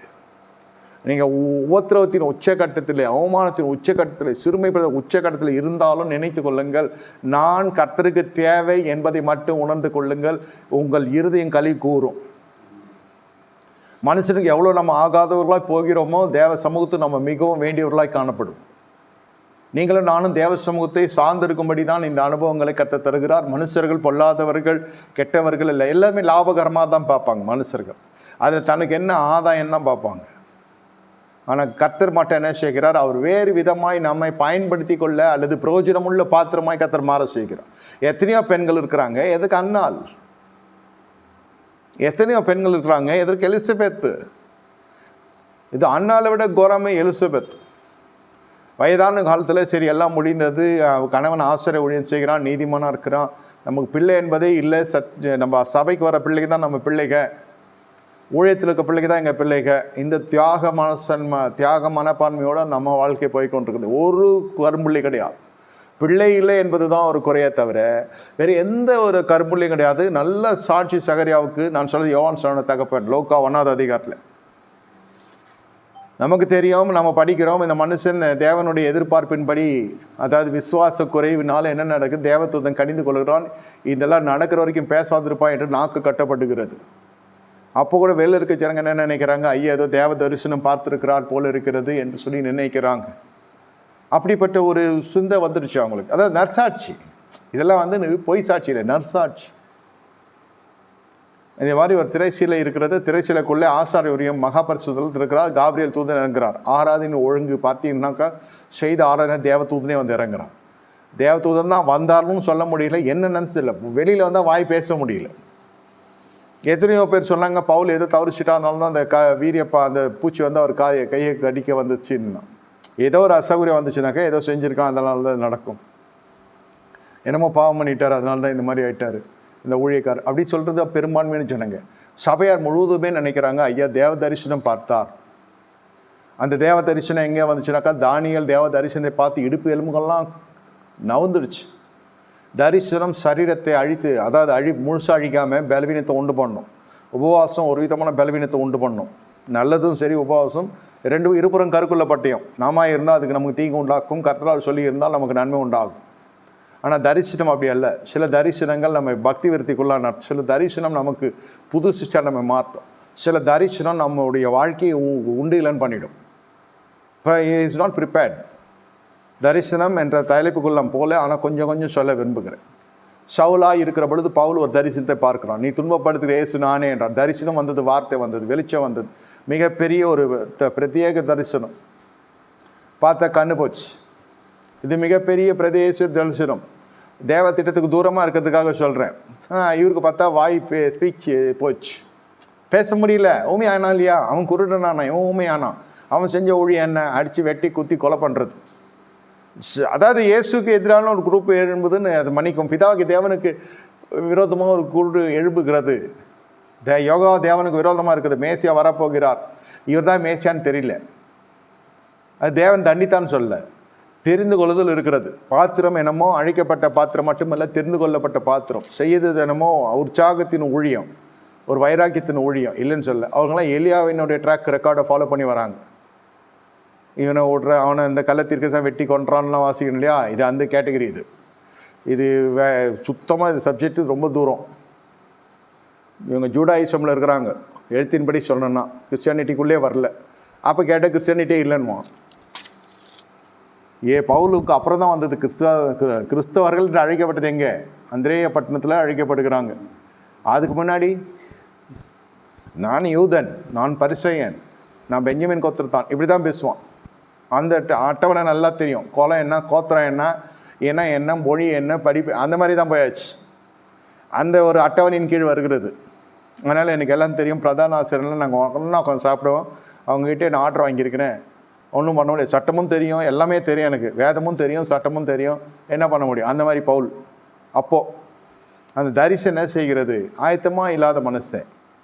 அதே சம்பளம்னா இங்கே பேதுருக்கு தரிசனம் வருகிறது, அடுத்த கட்டத்துக்கு நேரே போகிறது. தேவதூதன் தட்டி எழுப்புகிறான். எலியாவிடத்திலே இடைப்பட்ட அந்த அபிஷேகம் நீங்கள் பார்த்தீங்கன்னா பேதுருவிடத்தில் இருக்கும். எலியாவை தட்டி எழுப்பி சாப்பாடு கொடுத்துட்டு போகிறான் தேவதூதன்.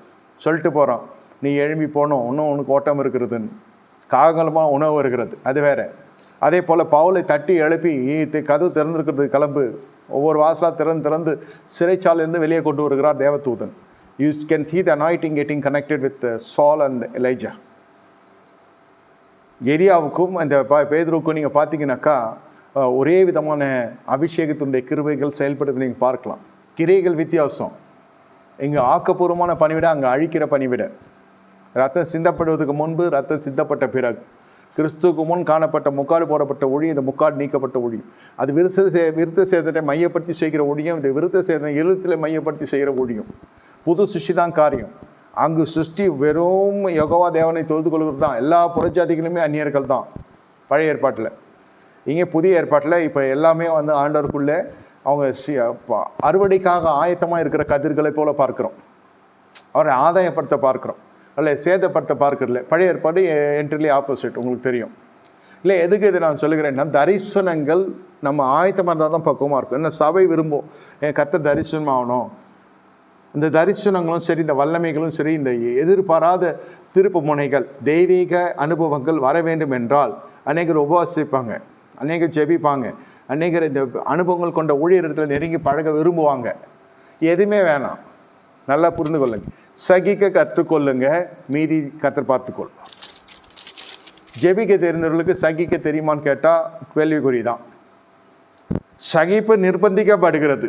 சமையல்லேருந்து சொல்கிறேன், சமையலேருந்து நம்ம அந்த ஒரு வார்த்தை தான் உங்கள் உபத்திரவத்துக்கு உரிய திறவுகோல் என்னன்னா சகிப்பு. உலகமே சொல்லும், சபைகள் சொல்லும், ஆவிக்குரிய சொல்லுவாங்க, ஜபம் ஜெபிப்போம், ராஜ்யம் சொல்ல நீ சகிக்கணும். சகித்து சகித்து சகித்து அது போன கணவனோ மனைவியோ பேச்சோ இந்த ஒரு வார்த்தை உங்கள் வாழ்க்கையிலே நிலுவையில் இருக்கும் என்றால், பயன்பாட்டில் இருக்கும் என்றால், நீங்கள் ஏறத்தாழ 99 விழுக்காடு ராஜ்யத்துக்கு அருகில் நிற்கிறீர்கள். அப்போ தான் இயேசுவின் ஜபம் உங்கள் வாழ்க்கையில் கிரியை செய்யும். உங்கள் ராஜ்யம் வருவதாக, உங்கள் ராஜ்யம் வருவதாக. உங்களுடைய நாமும் பரிசுத்த, இல்லைன்னா நாமும் பரிசுத்தப்படாது தூஷிக்கப்படும். சும்மா தான் இருக்கிறான், திட்டிட்டு போகிறான். சகித்து கொள்ளணும். இவ்வளோ நான் சொன்னேன் இல்லையா, அந்த மனைவி அவ்வளோ செஞ்சா எப்படி பேசினா, ஆமாம், அது ஏற்ற துணையாக நம்ம ஏற்றுக்கொள்கிறப்போ சகித்து கொள்கிறோன்னு அர்த்தம். ஆல்மோஸ்ட் அந்த மாதிரி ஏற்றுக்கொள்ளுச்சு நான் சொன்ன அந்த சரிதை. ஆனால் அது மனுஷி தானே, பாவம் பெண் தானே. ஒரு டைம் இல்லைன்னா ஒரு டைம் கொதிச்சு பிளாஸ்ட் பண்ணிடுச்சு அந்த அம்மா. அது மனசில் எதுவும் வச்சுக்காமல் சொல்லிடுச்சு. அந்த மனசுனே இல்லாத போகிற அளவுக்கு அந்த வார்த்தைகள் வரும். சகிப்புன்றது அந்த அனுபவம் இல்லை. எவ்வளோ செஞ்சாலும், எவ்வளோ தான் நீங்கள் ஒரு பயன்பாட்டுக்குரிய ஒரு பாத்திரமாக நீங்கள் இருந்தாலும் உங்கள் வாழ்க்கையில் சகிப்பு இருக்கணும். சகித்து கொள்ளணும். சகிப்பு என்பது தனியாக இருக்கா? களி கூறுதல் நிச்சயிக்கப்பட்டிருக்கிறது. சகிப்பு இல்லையா, திடீர்னு வந்துடாது உங்களுக்கு. சகித்து ராஜ்யம் நம்பணும். அந்த சகிப்பு அங்கே அக்செப்ட் ஆகும். தட் ஷுட் கெட் லாக்ட் இன். நம்ம ஈசாவையில் போனால் சுற்றிக்கினே இருக்கும். சரியாக டைப் ஏதோ ஒரு காலம் விட்டுட்டீங்க, அது எல்லாத்தையும் சரி பண்ணால் உள்ளே போயிடும். அடுத்து நெக்ஸ்ட்டு போவோம், எல்லாம் சுற்றிக்கினே இருக்கும். அதே மாதிரி தான் நம்ம சுற்றிக்கினே இருக்கணும். வாக்குத்தத்தம் தண்ணீரே சொன்னீரே செய்யும். இங்கே கிரியையே இல்லை, மறுரூபம் இல்லை. எப்படி நான் சொன்னேன், நகையை கழட்டலாம், வஸ்திரத்தை மாற்றிக்கலாம், மீசை எடுத்துக்கலாம், என்னென்னலாம் சபை சொல்லுதோ அந்த கட்டுப்பாட்டுக்குள்ளே வரலாம். எதாவது நடக்கும்ன்றதுனால எதுவுமே நடக்காது. எழுதி சொல்கிறேன், நடக்கவே நடக்காது. வாக்குத்தத்தம் உண்மை, தீர்க்க தரிசனம் உண்மை. ஆனால் இந்த வேஷத்துக்கெல்லாம் ராஜ்யம் செவி சாய்க்கவே சாய்க்கா. சபை மெச்சிக்கொள்ளும். 1வது வருஷத்துலேருந்து கடைசி வருஷம் வரைக்கும் ஒரு லைக் மைண்டட் பீப்புளாகவே தெரியும். எல்லோரும் ஒரே குடும்பமாக இருக்கிறோம், எல்லாம் அழகாக வெண்புறா போல் இருக்கிறோம். வாழ்க்கை அந்த மாதிரி இருந்துச்சுன்னா சந்தோஷம். இப்போ கலராக போகிறவங்கள பார்த்தா ஒன்றும் கன்றாவியாக இருக்கும் அவங்களுக்கெல்லாம். இப்போ நம்ம புரிஞ்சுக்கிறோம், நம்ம பார்க்குற பார்வை வேறு. சரி, நம்மளுக்கு பார்ப்போம் வாழ்க்கையில் எவ்வளோ வல்லமை இருக்குது. வாழ்க்கையில் ஜெபம் பண்ணால் தான் வல்லமைன்னு இல்லை, அதுக்கும் மேலே சொல்கிறேன். கிரியை, ராஜ்யம் பார்க்குறது கிரியை. உங்கள் கிரியை என்ன? ஒன்றும் இல்லை ஐயா, சகிக்கிறேன். இவ்வளோ செஞ்சுட்டு அந்த இடத்துல இந்த அம்மா, நான் சொன்னேன் இல்லையா, இந்த மாதிரிலாம் பேசிட்டாங்க, அந்த மாதிரி எதிர்பார்க்கறது என்ன? என் வேல்யூ இந்த மனுஷனுக்கு தெரியலன்றது தான் சண்டை. நீ இதெல்லாம் செய்யன்னு சொல்ல, வேல்யூ தெரியாமல் நீ பேசுறியன்றது தான் சண்டை. அநேகருடைய குற்றச்சாட்டு என்ன குறித்த ஒரு மதிப்பு இருக்கிறது, எனக்கு கனம் இல்லை, என்னுடைய வேல்யூ நான் இன்க்ரீஸ் பண்ணி தான் வச்சுருக்கேன், உலகமே பாராட்டுது என்ன. அந்த அம்மாவுடைய கோட்பாடு, இந்த புருஷன் நீ எவ்வளோ புரிஞ்சுக்கணும், நீ புரிஞ்சுக்கணுமா இல்லையா? உனக்கு வேல்யூ தெரிஞ்சால் நீ இந்த மாதிரி பேச மாட்டேன். ஒரு பொருள் உனக்கு இலவசமாக கிடச்சினாலும் நீ இப்படி இருக்க, அதுக்குன்னு தட்டுப்பாடு, அதுக்குன்னு ஒரு விலை நிர்ணயிச்சு தான் நீ உள்ளே கூட வந்துருக்க முடியாது. அந்த அம்மாவுடைய கோட்பாடு அது நியாயம்தான். ஆனால் ராஜா என்ன சொல்லும், அது சகிச்சா விஷயமே வேறு. நீ பேசிட்ட, அதெல்லாம் உலகம் ஏற்றுக்கொள்ளும். நான் சொல்கிற மாதிரி தான் சொல்லும் உலகம். ஆமாம் பாவம், அந்த மாதிரி என்ன பண்ணும், சும்மா இருக்காது, சோறு தின்றது மனுஷன் ஒழுங்காக இருக்க மாட்டானே, நீங்களே தொட்டு திட்டினீங்க, வேற எவ்வளோ தான் அடிச்சிருப்பா சிஸ்டர் அப்படின்வாங்க. பாவம் அந்தாலும் என்ன ஆகணும் சொல்கிறேன். உலகம்லாம் நம்ம பக்கத்து நிற்கும். ஆனால் ராஜ்யம் என்ன சொல்லும், சகித்தாக வேண்டும். தானியேல் எடுத்துக்கொள்ளும், யோசேப்பு, எல்லா ஜெயம் பெற்ற மனுஷருடைய கடைசி எண்ட் கார்டு என்ன? சகிப்பு தான். சகித்தாங்க, ஜெயித்தாங்க, சகித்து காமிச்சான். யோசேப்பு பேசினா பேசிக்கொண்டே போகலாம், ஒரு பாவம் பண்ணல. சின்ன கொஞ்சம் நீதி இருக்கும் நம்மகிட்ட, உண்மையிலே கொஞ்சம் நீதி இருக்கும், இல்லாமல் இருக்கா. ஆனால் உடனே என்ன நடக்கும், இந்த மாதிரி பண்ணிவிட்டான். அதே ரிப்பீட்டடாக சொல்லிக்கொண்டே இருப்போம். என்னை இப்படி பண்ணிட்டான், இப்படி பண்ணிட்டான், இப்படி பண்ணிட்டாங்க, என் சொந்த ஜனங்க இப்படி பண்ணிட்டாங்க, அந்நிய ஜனங்க இப்படி பண்ணிட்டாங்க, கர்த்தர் என் கூட இருக்கிறார், என்ன பண்ண போகிறாரோ தெரில. கட்சியில் அந்த மாதிரி முடியும். வாயே திறக்கும். சகிப்பின் உச்சகட்டம், உன் வாய் உங்களை புகழாது. நீங்கள் கொடுத்தவர்களாக இருந்தாலும் சரி, நீங்கள் வாங்கினவங்களாக இருந்தாலும் சரி, கடன் பற்றவர்களாக இருந்தாலும் சரி, கடன் கொடுத்தவர்களாக இருந்தாலும் சரி, வாயே திறக்கப்படாது. என்ன சொல்கிறீங்க, கொடுத்துட்டு கம்னருக்கு சொல்லுங்க, நகை விற்கிற விலைக்கு, பணம் விற்கிற விலைக்கு, இதெல்லாம் சொல்லும் உலகம். நான் இல்லைன்னே சொல்கிறேன். பிரியமான தேவனுடைய ஜனமே, கர்த்தர் இந்த நாள் உங்கள் மத்தியிலே அசைவாடி கொண்டிருக்கிறார். இங்கே போய் பார்த்தீங்கன்னாக்கா எலிசபெத் அநியாயம், நல்லா ஊழியத்துக்கு போயிட்டு வந்த மனுஷன் வாய் நின்று போச்சு. இருக்கிற பிரச்சனை பார்த்தாது இப்போ இதுவும் நின்று போச்சு. ஒரு ஊழியக்காரனுக்கு வாய் நின்று போச்சுன்னா என்ன வருமானம் இருக்கும்? வாய் இருக்கிற தொட்டு தான் அதுங்க பிரசங்கம் பண்ணுறாங்க, ஜெபம் பண்ணுறாங்க. இப்போ தொழிலாக சொல்கிறேன், ஆதாய தொழிலாக எப்படி இருக்கும்? பாதி பேர் ஊழியத்தில் என்ன செய்வாங்க, இது சபையார் சொல்கிறாங்க, நல்ல விதமாக சொல்கிறாங்க, பொதுவாக எடுத்துக்கொள்ளுங்க. என்ன நினைப்பாங்க, காணிக்கே வராதா, காணிக்கே நின்று போயிடுமா, அடுத்து வேலைக்கு. இங்கே பார்த்தா முதிர் வயதில் இளைஞர்களுக்கு வருகிற ஆசீர்வாதம், புது தம்பதிகளுக்கு வருகிற ஆசீர்வாதம் இவர்களுக்கு வீடு தேடி வருது. என்னையோ பண்ண ஜெபம் இந்த மாதம் பாருங்கள், என்றோ செய்த ஜெபம், என்றோ உரைத்த தீர்க்கதரிசனம், மறந்து கூட மறந்துருக்கலாம். எவ்வளோ தீர்க்கதரிசனம் கேட்குறோம், மறந்துட்டோம். ஆனால் இந்த மாதத்தில் என்றோ உரைக்கப்பட்ட தீர்க்கதரிசனம், என்றோ சொல்லப்பட்ட கர்த்தருடைய வார்த்தை உங்கள் வாழ்க்கையிலே நிர்வகிக்க வரப்போகிறது. சகிக்கணும். சகிப்பு என்றது மட்டும் பிள்ளைகளுக்கு சொல்லிக் கொடுங்க, மற்றதெல்லாம் பார்த்துக்கொள்ளும். பிரச்சனையே இருக்காது, நிறைய ஜப குறிப்பே வராது. இல்லைன்னா மாமியார்லேருந்து, நாத்தனார்லேருந்து, கொழுந்தன்லேருந்து, புருஷன்லேருந்து, போகிற சபை பாஸ்டர்லேருந்து, யாரெல்லாம் கண் பார்க்குறதோ எல்லாருக்கிட்டையும் ஒரு குறை தெரியும். அது பசங்க சொல்லிட்டாங்கனாக்கா, அது பேரண்ட்ஸ் என்ன இன்னிரு ஜென்ரேஷன் சொல்லுங்கள், என் பசங்க தான், அவங்க சொல்கிறது தான். என்ன தவறு செஞ்சாலும் அவங்க சரியே இல்லை, அதனால தான் இவங்க இப்படி ஆகிட்டாங்க. 2 சாரானும் சொல்கிறேன். நல்ல விதமாக போதிங்க. சண்டே ஸ்கூல், மண்டே ஸ்கூல் இதெல்லாம் ஓகே, ரைம்ஸ் சொல்லலாம். போதிப்பு பேரண்ட்ஸை காட்டிலும் யாரும் போதிக்க முடியாது, இது உண்மை. சகிப்பு சொல்லி கொடுத்து வளங்க. Endurance, without endurance there is no enlightenment. நீங்கள் வேஷம் தரிக்கப்பட்டவர்களான, ஆவிக்குரிய வேஷம் தரிக்கப்பட்டவர்களாக வெள்ளையும் சொல்லியுமா அப்புறம் என்ன சொல்கிறது, கர்த்தரை ஏமாற்ற முடியாதுன்னு ஒண்டி தான் நான் சொல்ல முடியும். கர்த்தரை ஏமாற்ற முடியாது, என் ட்ரெஸ்ஸு கர்த்தரை ஏமாத்தாது. அவர் ஏமாந்துறவர் அல்ல. அவர் மகா ஞானம் கொண்ட தேவனுக்கு தெரியாதா வெள்ளைக்கு பின்னாடி எவ்வளோ நொல்லை வச்சுருக்கேன் நான். வெள்ளைக்கு நம்ம எதிரியெல்லாம் கிடையாது, நாளைக்கு வெள்ளை சட்டை போட்டால் பாவமும் கிடையாது. ஆனால் அதுதான் இந்த சண்டேக்குன்ற பார்த்தீங்களா, அதுதான் பிரச்சனையே ஆரம்பிக்குது. அந்த கோயிலுக்கு போகிறவன்லாம் அந்த ட்ரெஸ் போடுறான், இந்த கோயிலுக்கு போகிறோம் இந்த ட்ரெஸ் போடுறோம். நம்ம ஆண்டரை தொழுது கொள்ளுகிறோம். அவன் பேட்டர்ன் தான் வரப்போ, கலர் தான் டிஃப்ரென்ஸ். அப்புறம் கொஞ்ச நாள் கழிச்சு விசுவாசி தனிப்பட்டத்தில் பார்க்குற பொழுது அவங்களே நல்லா இருக்கானுங்க, நாங்கள் இப்படி இருக்கிறோம். அவங்க பசங்களே நம்ம ஜப குறிப்பெல்லாம் இல்லாமலே அவன் நல்லா வரான். நம்ம என்னென்னலாம் நினைக்கிறோமோ அவன் நல்லா இருக்கான். நமக்கு ஏன் ஐயா இது? இதில் வேற உங்கள் மார்க்கத்தான் ஆகும்படி நீங்கள் வற்புறுத்துகிறீர்கள். ஆண்டவர் சொல்ல உங்கள் மார்க்கத்தான் ஆகும்படி, யூ ஆர் கன்வெர்ட்டிங் பீப்புள். நம்ம ஆத்மாதான் நம்ம சொல்கிறோம். ஆண்டவர் சொல்ல உங்கள் மார்க்கத்தான் ஆகும்படி. ஏன்னா சத்தியமே பேசுறது கிடையாது, சத்தியத்துக்குள்ளே வர்றதும் கிடையாது, ராஜ்யத்தை குறித்து பேசுறது கிடையாது. அது பேசுனாலும் பிரச்சனை வருது. ஏன்னா அது தெரியல, சப்ஜெக்ட் தெரிஞ்சானே பேச முடியும். அதுவும் பேசுறது கிடையாது. ஜெபிப்போம், உபவாசிப்போம், கொடுப்போம். இதில் சபை நிற்குது, விசுவாசியும் அதில் நிற்கிறாங்க. நான் ஜெபிக்கிறோம், கொடுக்குறோம், நாங்கள் உபவாசிக்கிறோம். இதுக்குள்ளே ஆவிக்குரிய வாழ்க்கைன்னு முடிஞ்சிடுது. அதுக்குள்ளே ஞாயிற்றுக்கிழமை 8:30 மணி ஆகிடுது. மறுநாள் ஆஃபீஸ் போகணும். அவள் சாப்பிட்டு கூப்பிட்டு கிளம்புறதோ இல்லை ஜெபம் பண்ணி ஆத்மா கத்திர சோத்துன்னு சொல்லி முடிக்கிறதோ முடிஞ்சிடும். அடுத்த சண்டே திருப்பி ஆரம்பிக்கும். இது மாதிரிலாம் நான் கேலண்டரையும் நோக்கி பார்க்க வேண்டாம், கத்திரை நோக்கி பார்க்க வேண்டிய. என்ன கேலண்டர் நோக்கி பார்க்கணுனாக்கா அந்த ஊழியக்காரர்களுடைய வசனம் இருக்கும். அவங்கவுங்களுக்கு அந்தந்த ஊழியர்களில் கற்றுக் கொடுத்த வாக்குத்தத்த வசனம் இருக்கும். அதை இதை போட்டு கேட்டுன்னு உட்காந்தே இருக்கணும். கடைசியில் எக்ஸாமில் ஃபெயில் ஆகிற மாதிரி சோதனையிலே தோற்றுரும். காரணம் என்ன? எவ்வளோ ஜெபிக்கிறீங்க, எப்படி உங்களுக்கு டிவோர்ஸ் ஆச்சு? ஆன கல்யாணம் எப்படி உடையும்? சகிப்புத்தன்மை இல்லை. யார் வாயிலாவது இது வந்திருக்குமா? எனக்கு சகிப்புத்தன்மை இல்லை, ஏன் டிவோர்ஸ் ஆச்சு? என் புருஷன் ஒத்தி வச்சிருந்தான், ஏன் டிவோர்ஸ் ஆச்சு? என் பொஞ்சாதியுடைய பிரச்சனை எப்படி? அவன் நல்லவ, அவரு நல்லவர், அவங்க அம்மா தான்.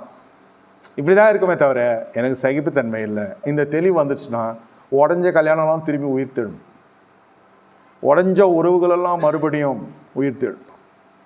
அவர் பாருங்கள், சங்கீத புஸ்தகத்தில் வாசிக்கிற 51 கடைசியாக சொல்கிறேன் என்ன எழுதப்பட்டிருக்கிறது.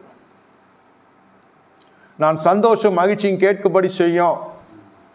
சங்கீத புஸ்தகம் 51:8 யார் காலையில் பேசுகிறமே அந்த ஐயா தான். நான் சந்தோஷம் மகிழ்ச்சியும் கேட்கும்படி செய்யும், அப்பொழுது நீர் நொறுக்கின எலும்புகள் கழி கூறும். எலும்பு நொறுக்கியாச்சு. இது எலும்பு என்ன? ஒத்த எலும்பு, உங்கள் சரீரத்திலிருந்து எடுக்கப்படுகிற ஒரு எலும்பு இல்லையா தொனை? நீர் நொறுக்கின எலும்புகள் மறுபடியும் கழி கூறும். எலும்புகளை உருவாக்குறது எது? எலும்பு எதை குறிக்கிறது? தொனையை குறிக்கிறது. தாவீது இந்த 51 சங்கீதம் எழுதுறதுக்கான காரணம் என்னன்னு உங்களுக்கு தெரியும். நாத்தான் வந்து சொன்னோடனே வந்தது தான். ராகத்தலைன்னு ஒப்புவிக்கப்பட்டதுன்னெலாம் வரும் இல்லையா மேலே. சங்கீதம் 51 வாசித்து பார்த்தீங்கன்னா அந்த நாத்தான் மூலம் வந்த தீர்க்கதரிசனத்துக்கு பிறகு இந்த தாவீது எழுதின சங்கீதம் தான் இது. வேறு நிறைய பேர் எழுதிருக்காங்க சங்கீதம். சங்கீதக்காரனா தாவீது மட்டும் இல்லை. பத்சேபாள் இடத்துல தாவீது பாவத்துக்கு உட்பட்ட பின்பு நாத்தான் தீர்க்கதரிசி அவனிடத்துல வந்து அவன் பாவத்தை உணர்த்தும் போது பாடி ராகத்தலைனுக்கு ஒப்புவிக்கப்பட்ட தாவீதின் சங்கீதம் அழகாக எழுதுகிறார். இது ஆர்த்தோ ப்ராப்ளம் வந்துடும். இந்த மாதிரிலாம் போனால் சேட்டை பண்ணால், எனக்கு பணம் இருக்குது, பதவி இருக்குது, அதிகாரம் இருக்குது, என்னை கேட்கறதுக்கு யாரும் இல்லை, எங்கே கம்ப்ளைண்ட் பண்ணுறியோ பண்ணிக்கோ, நான் யார் கூட வேணா போவேன், யார் கூட வேணா வருவான். என்ன செய்வான்? நடுவில் பாய்ஸில் இந்த மாதிரி பண்ணா தோணை.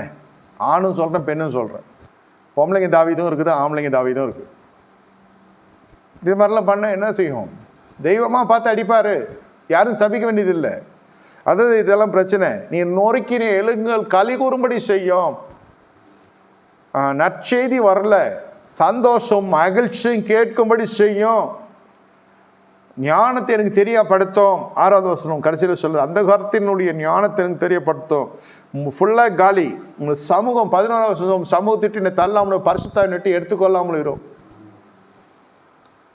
12வது வசனம் இன்னும் வேதனையாக சொல்லப்படுது, உங்கள் ரட்சிப்பின் சந்தோஷத்தை திரும்பவும் எனக்கு தந்து போச்சா.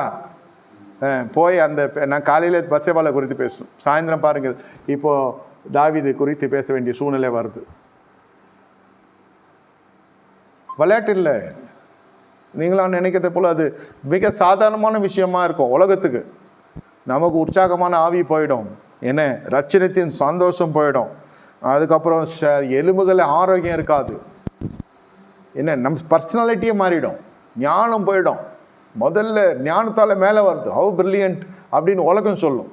ஆனால் ஆவிக்குரிய ஜனங்க என்ன, அந்த ஞானத்துக்கு பின்னாடி அபிஷேகம் இருக்கிறது. அபிஷேகம் இல்லாமல் அப்படி எழுத முடியாது புஸ்தகம், அப்படி அபிஷேகம் இல்லாமல் அப்படி பேச முடியாது. அபிஷேகம் தனியாக தெரியும். சாதாரண மனிதனுக்கும் அபிஷேகம் பண்ணப்பட்டவர்களுக்கும் அந்த அபிஷேகம், உங்களுக்குள்ளே இருக்கிற அபிஷேகம் சொல்லு, அந்த அபிஷேகம் மற்ற குடும்பத்தை உயர்த்தும். அந்த அபிஷேகம் மற்றவருடைய கட்டுகளை அறுக்கும். அந்த அபிஷேகத்தின் மூலம் சத்தியம் வெளிப்படுத்தப்பட்டு சத்தியத்தின் மூலம் விடுதலை உண்டாகும். அந்த அபிஷேகம் என்பது தனியே கிரியை செய்யும். உலகம் இதை கண்ணார காணும் ஆவிக்குரிய உலகம். விசுவாசிகள் தேவ மந்த, அதனால தான் அபிஷேகம் பண்ணப்பட்டு கூடுதல் கனம் அவர்கள் செலுத்துறதுக்கு காரணம், காணிக்கைகள் அள்ளி வீசுவதற்கு காரணம் எல்லாம் அந்த அபிஷேகம் செய்கிற காரியம்தான். இப்போ வளர்ந்தது அபிஷேகத்தில், உருவானது எதில்? அபிஷேகத்தில். உயர்த்தப்பட்டது எது? அபிஷேகத்தில். ஒவ்வொரு கிரியையும் அபிஷேகம் இல்லாமல் தாவிது இல்லை. இந்த அபிஷேகமே புகழ்ச்சியை கொண்டு வரும். சத்தியம் இது. இல்லைன்னா எங்கேயோ இருக்கிறவங்க பாடுவாளுங்களா? தாவீதுக்கு வந்து 16, சரி அது வேற மாதிரி போச்சு, இல்லைனாலும் ஒரு புகழ்ச்சி இருக்கா? எனி அனாயிட்டட் பீப்புள், வாசிக்கிறவங்க பாடுறவங்க எல்லாருக்கும் ஒரு புகழ்ச்சி வர்றதுக்கான காரணம் தாளந்துகளுக்கு மேலே சொல்கிறது. நான் திரையுலக நச்சு அங்கே போவானீங்க, அது உலகத்தின் ஆவி. நான் பரிசுத்தாவி. இது தனியாக க்ரௌடு ஃபார்ம் ஆகுதா? தனியாக ஒரு ஜனங்களுடைய நல்ல இருதயத்துக்குள்ள நல்ல புத்தகத்தில் வந்துடும், குட் புக்ஸில் வந்துடுவாங்க. எப்படி எல்லாமே போயிடும். இந்த ஒரு விஷயம் கல்வி கூறுதல் இதை மறந்துடுங்க, கவலை கடன் தான் வந்துடும். இந்த மார்ச்சில் எந்த மார்ச் வந்து வி கேனாட் மார்ச் ஃபார்வர்டு. இந்த விஷயத்துக்குள்ளே போயிட்டா, இது நான் சொல்ல சத்தியமே சொல்லுது. இல்லை நான் பார்த்துக்கொள்ளும் கிருபை தாங்கும் அப்படி இப்படின்னா அதெல்லாம் சரிப்பட்டு வராது. இது ரொம்ப கஷ்டம். இது ரத்தப்பழி அவரை வேற வந்துடும் நம்ம மேலே. 14 சொல்லுது, தேவனே என்னை ரட்சிக்கும் தேவனே, ரத்தப்பழிகளை நீங்களாக்கிவிடும். அப்போது என் நாவு உடைய நீதியை கம்பீரமாய் பாடும், உதடுகளை திறந்துடலும், என் வாய் உடைய புகழை அறிவிக்கும். No worship, no praising, no thanks giving. இப்போ சோத்திரம்னு சொல்கிறதுக்குள்ள கூசும். அந்த வார்த்தை பேசாதன்னு சொன்னவங்க நான் காதால் கேட்டிருக்கேன். சோத்திரம்னா டோன்ட் டாக் திஸ் அப்படின்னு, கெட்ட வார்த்தையை பேசணும். சோத்திரம்னு ப்ரைஸ் லார்ட் சொல்கிறது அது தாங்கலை, வாய்க்குள்ள அந்த ப்ரைஸ் வரல. சாதமாக ப்ரைஸ் லார்ட் சொல்கிறது அது அப்படியே வந்துடும், அது ஃப்ளோ. என்ன ப்ரைஸ் லார்ட்லாம் சொல்கிறீங்க? டேரெக்டாக சொல்லியிருக்காங்க என்கிட்ட. ஏன் அதில் தப்பு இருக்குது? என்ன ப்ரைஸ் லார்ட்லாம் சொல்கிறேன், சொல்லக்கூடாது சொல்கிற மாதிரி. சரி, அப்படியே தெரிஞ்சிடும். உதடுகள் புகழை அறிவிக்காது, உதடுகள் தேவனை துதிக்க விடாது. ரட்சிகன் தேவன் ரத்தப்பழிகளுக்கு ரத்தப்பழி வந்து சூழ்ந்து கொள்ளும். உரியாவின் ரத்தம் சும்மா இருக்குமா? ஆவில் ரத்தம் கேட்குது. உரியாவின் ரத்தம் வாட்டை அவர் வாஸ் இடியட், அது வேற. ஜீவனை காப்பாற்றி கொள்ள எவ்வளோ தருணம் கொடுத்தாச்சு தாவீது, நானே சொல்லியிருக்கேன், இல்லைன்னு சொல்ல. ஆனால் சரி, எவ்வளோ முட்டாள்தனமாக இருந்துட்டான், அதுக்கு நீ கொலை பண்ணுருவே? நீ இன்னொருத்தியோட புருஷனை கொலை பண்ணி விதவை கோலத்தில் அவளை வர வச்சு விதவைக்கு மறுவாழ்க்கை கொடுக்குற மாதிரி. ஊரில் விதவியவா இல்லை? இந்த படுபாவையால் தான் விதவி ஆக்கப்பட்டாவோ. எவ்வளோ ஒரு விஷயம். ஒரு பக்கம் அபிஷேகம், இன்னொரு பக்கம் ஊழியம், இன்னொரு பக்கம் அட்டோழியம். நாத்தான் போல ஒரு தீர்க்கதரிசி இன்னைக்கும் இருக்கிறார்கள். மிகப்பெரிய பிரபலத்தில் இல்லைனாலும் அந்த பிரபலங்களுடைய வாழ்க்கையிலே ஒரு லாக் போட்டுருவார் கர்த்தர். புள்ள ஒரு பக்கம் இருக்கும், பிள்ளைகள் ஒரு பெரிய ஒரு ஆசீர்வாதம். அதே பிள்ளைகள் நியாயத்தீர்ப்பாக மாறிடும். இப்போ உலகத்தையே எனக்கு தெரிந்த அத்தனை பேருக்கும் என்னுடைய குறைபாடுகளும் தெரிய வரும். இப்போ 10 பேர் கொண்ட சபையாக இருந்தால் 10 குடும்பத்துக்கும் தெரியும். பாஸ்டர் வீட்டில் எது பிரச்சனை இருக்குது, அந்த பொண்ணு எப்படி பண்ணிட்டா, இந்த பையன் எப்படி பண்ணிட்டா, பாவம் நல்ல மனுஷன் லாஸ்ட்டில் முடிப்பாங்க. டைரக்ட் அட்டாக் இருக்காது எனக்கு, இன்டைரக்ட் அட்டாக் இருக்கும். டைரெக்டாகவே தெரியும் எல்லாருக்கும். ஒரு சில விஷயம் வெளியரங்கமாக தெரியும். No reason, don't know why the daughter is not getting married. இப்படி போனால் போதாதா? Why don't know why the son is not married so far. இன்னும் கல்யாணம் ஆகலை பையனுக்கு. இது கல்யாணம் ஆகலைன்றது அது பெரிய ஹைலைட் ஆகிடும். இது ஒரு ஆசீர்வாதம். இது சின்னதுங்களுக்கெல்லாம் கல்யாணம் ஆகி குழந்தை இருக்கும். என்னமோ தெரில வேணான்றான். எத்தனை ஆயிரங்களுக்கு நான் போதிச்சிருப்பேன், எத்தனை தற்கொலை நிறுத்தப்பட்டிருக்கும், எப்படி என்ன கத்தர் பயன்படுத்தியிருக்கு. 50 பேருக்கும் இந்த விஷயம் தெரிஞ்சிடும். எதுக்கு அவ்வளோ பிரபல்யம்? நான் பிரபலத்தை தேடி போல, உள்ளுக்குள்ள பெற்றுக்கொண்ட அபிஷேக துரோகியாக வாழ்ந்தா அந்த மாதிரி குடும்பங்கள் கடந்து போகிற ஊழியர்கள் துரோகிகள் நான் சொல்ல, தாவீதை தான் சொல்கிறேன். புகழ் அறிவிக்காது, துதியை செலுத்த முடியாது, இரத்த பழியில் வந்து உட்காந்துரும். சமூகத்தில் நம்ம சர்ச்சை கட்டி பில்டிங் கட்டி உட்காரலாம், காம்ப்ளெக்ஸ் கட்டி உட்காரலாம், கல்யாண மண்டபம் கட்டி கூட்டம் நடத்தலாம், பார்ட்டி ஹாலில் கூட்டம் நடத்தலாம். தேவ சமூகம் இறங்காது. அவர் புறமே தள்ளுவார். சொல்கிறேன்னா காலைல துரத்தப்படுவார். வசதியை துரத்தப்பட்ட இங்கே இவன் நேரவே சொல்லிட்டோம், சமூகத்திட்டு தள்ளாமலும். She is not the holy spirit from me. பரிசுத்தாவி என்னை விட்டு எடுத்துக்கொள்ளாமல். நீங்கள் அதுதான் வீட்டில் என்ன பிரச்சனை இருந்தாலும் சரி, குடும்பத்தில் மனைவி நீங்கள் பண்ண திருமணத்துக்கு நீங்கள் எடுத்த உடன்படிக்கை உத்தமமாக இருந்திருக்கு. இதை தான் நான் 26 வருஷமாக போதித்து கொண்டேன். நீங்கள் உங்கள் உடன்படிக்கையில் நில்லுங்க. கர்த்தரோட உடன்படிக்கையில் நான் துரோகியாக நிற்கக்கூடாது. இது காரணம் காமிச்சு தான் எல்லாம் எஸ்கேப் ஆகுறது. இவன் பொண்டாட்டி சரியில்லை, இது சரியில்லை, சரியில்லாமல் இருந்தால் கூட கர்த்தா உமக்காக இருக்கிறேன். நியாயம் செய்யும். கரங்களை உயர்த்தி சொல்லணும், நியாயம் செய்யும். ஏதாவது இருக்கட்டும், அவள் பொல்லாத ஸ்திரியார் கூட இருக்கட்டும், உள்ள பொல்லாத பேசிக்கலன்னா கூட இருக்கட்டும், நான் 2 பேருக்குமே சொல்கிறது, நீங்கள் உங்கள் உடன்படிக்கை தேவனோடு இருக்கிறது. அவரு கூட மறந்துடும் நமக்கு. அப்படின்னா தேவன் உடன்படிக்கை செய்தார். இது நானே நிறைய வாட்டி கர்த்தரை கேட்டு திட்டெல்லாம் வாங்கியிருக்கேன். என்ன உடன்படிக்கை? நான் உன்னோட செய்த உடன்படிக்கை நினைவு கூறுகிறேன்னாரு. இன்னும் உடன்படிக்கை செஞ்சார் நினைக்கிறதுக்குள்ளே எனக்கு டபடமான ஆயிடுச்சு. ஞானஸ்தானம் ஒரு உடன்படிக்கை இல்லையா? அவர் திருமணம் ஒரு உடன்படிக்கை. இதுக்கு மேலே என்ன வேணும்? ஐயோ, அதுதான் தேவ சமூகத்தில் பழகுறவங்க உள்ளே போகிறப்போ, அதாவது ஜப வாழ்க்கைக்கு உள்ளே போகிறப்போ, ஒரு சின்ன சோஃபாலே உட்காந்துருந்தாலும் தேவ சமூகம் இறங்குற பொழுது சுத்த முட்டாளாக தான் தெரியும். இது அப்படி தான் இருக்கணும். அறிவாளியாக அங்கே காமிக்க முடியாது. காமிக்கிறது மறைக்கிறதுலாம் இல்லை, ஓப்பன் புக். நேற்று தெரிஞ்சதெல்லாம் இன்றைக்கி ஒர்க் அவுட் ஆகாது. இன்னைக்கு காலையில் கற்றுக்கிறது தான். அன்றன்று உள்ள அப்போ தேவனோடு அப்படி சஞ்சரித்த மனுஷன்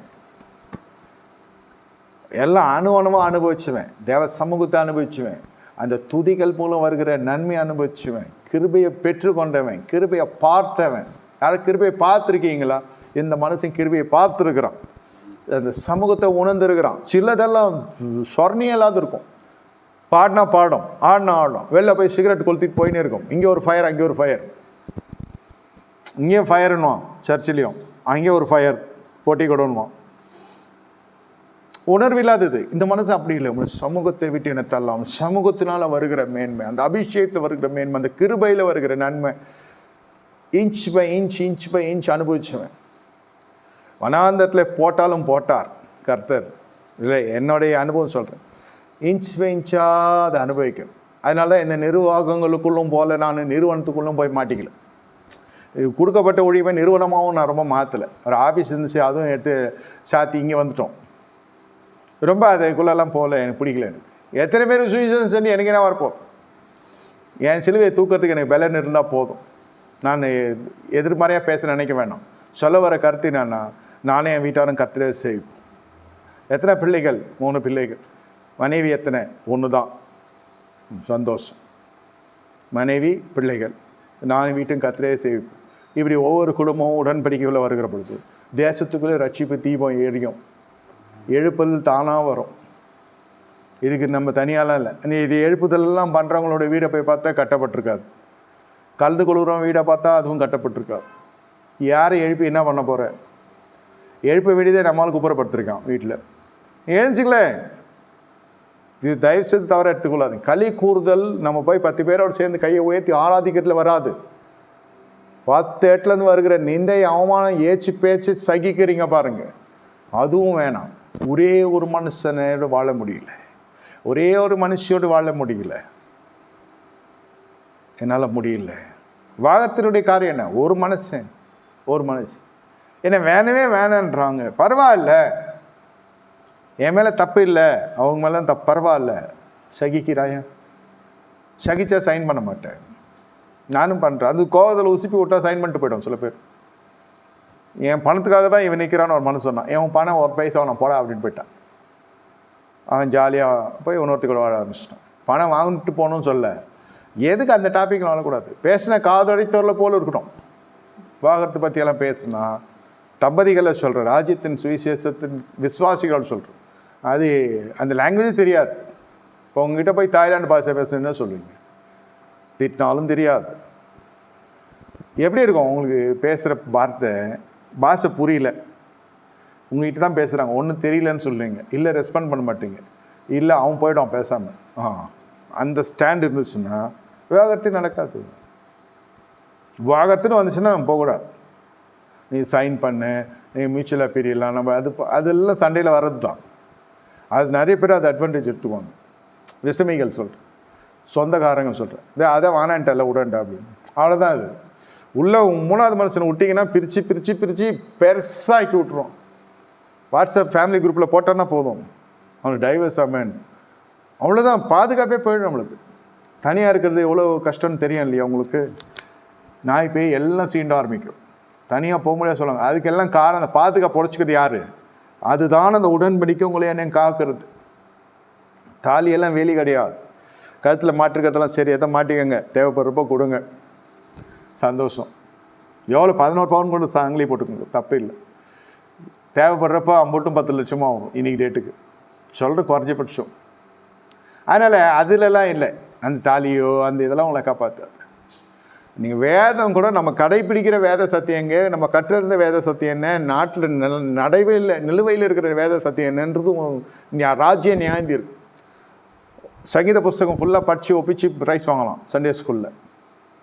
என்ன நீங்கள் எத்தனை தெரிஞ்சிருக்கிற வசனங்கள் நிறைய, கடைபிடிக்கிற வசனங்கள் எத்தனை வார்த்தைகள் கடைபிடிக்கிறீங்க.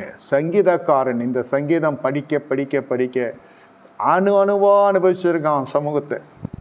தேவனோடு அப்படி நடந்த மனுஷன் 4 அந்நிய பாஷை பேசிட்டு இந்தியாவில் ஆசீர்வாதம் சொல்லிட்டு ஏஞ்சி போயின்னு இல்லை, எருசலேமே நினைத்து வரலாம் போல்.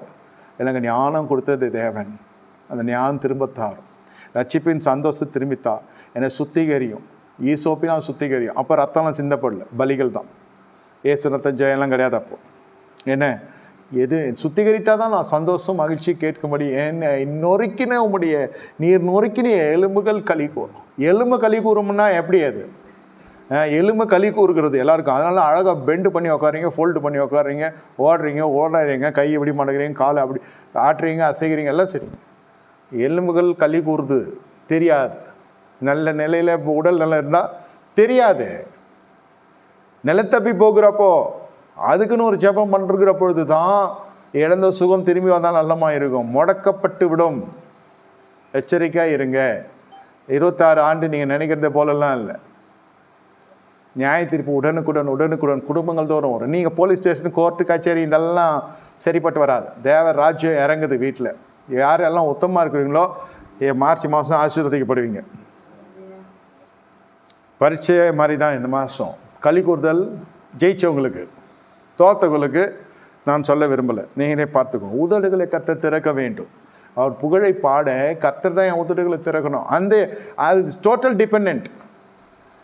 வர்ஷிப் தோ பண்ணுறேன், தோ சோத்திரம் பண்ணுறேன், தோ ஆராதிக்கிறேன் அப்படிலாம் இல்லை. இந்த மனுஷன் சொல்கிறத கேட்டால் நடைமுறை வர்ஷிப்லாம் வேறு. தேவனே இந்த பாருங்கள், ஆண்டவரே என் உதடுகளை திறந்தரலும், அப்பொழுது என் வாய் உம்முடைய புகழே உம்முடைய புகழை அறிவிக்கும். பலியை நீ விரும்புகிறதில்லை, விரும்பினால் செலுத்துவன், தகன பலி உமக்கு பிரியமானதல்ல. இந்த மனுஷன் வேற எல்லைக்கு போயிட்டான். நீ திறந்தால்தான் என் வாய் திறக்கும், நீ திறந்தால்தான். அது எலிசபெத்து சகரியா அந்த வாய் திறக்கப்பட பேசுறதுக்கு அவர் எழுதி காமிச்சார் யோவான்னு. அப்புறம் கட்டுகள் அறுக்கப்பட்டுச்சு. இந்த மனுஷன் நீ நொறுக்கின எலும்புகள் களி கூற வேண்டும். இடிக்கப்பட்ட குடும்பங்கள், உடைக்கப்படுகிற குடும்பம் சிரமமாக இருக்கிற குடும்பம், தனிமையான ஜனங்க எல்லாரும் இந்த மாதத்தில் களி கூற போகிறோம். அல்லேலூயா. திருமண தடைகளை கர்த்தர் உடைக்கிறார்.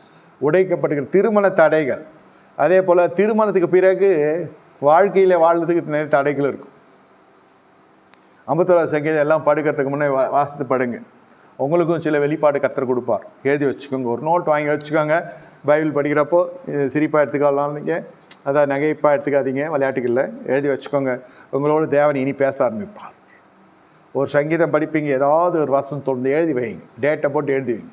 அன்றைக்கி அப்படியெல்லாம் பேசினார் ஆண்டவர்.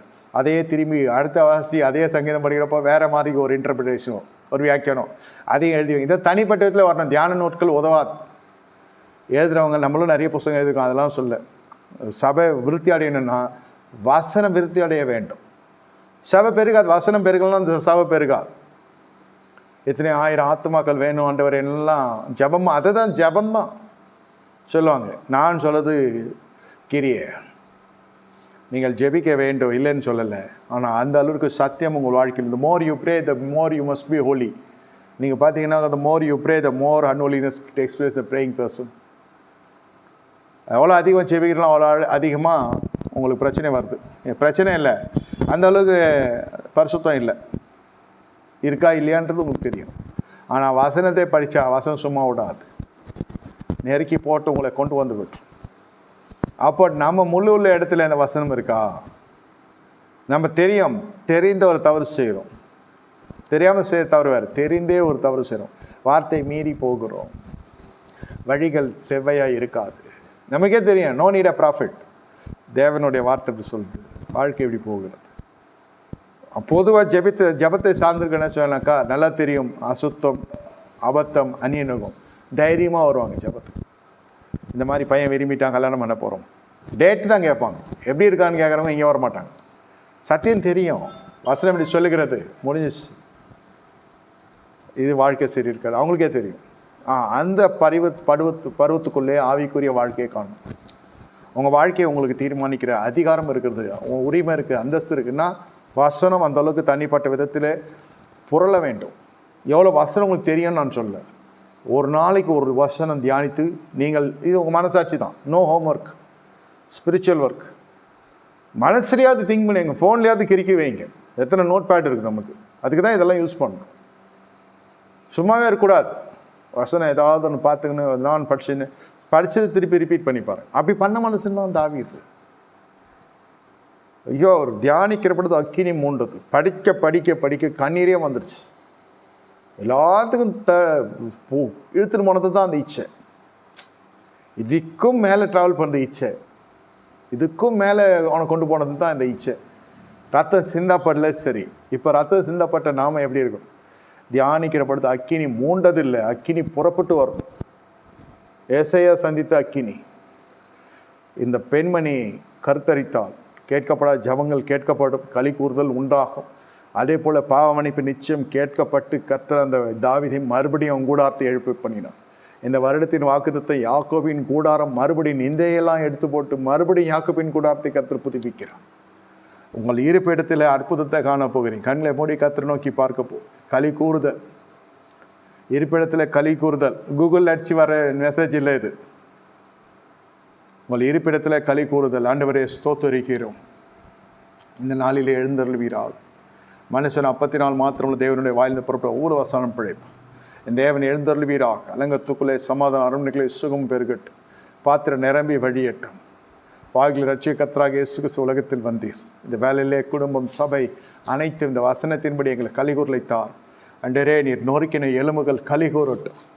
அண்டரே, எங்கள் கொம்புகள் கர்த்தருக்குள்ளே கலிகூறட்டும். அண்டரே, எங்கள் வாய் கர்த்தருக்குள்ளே கலிகூறட்டும்.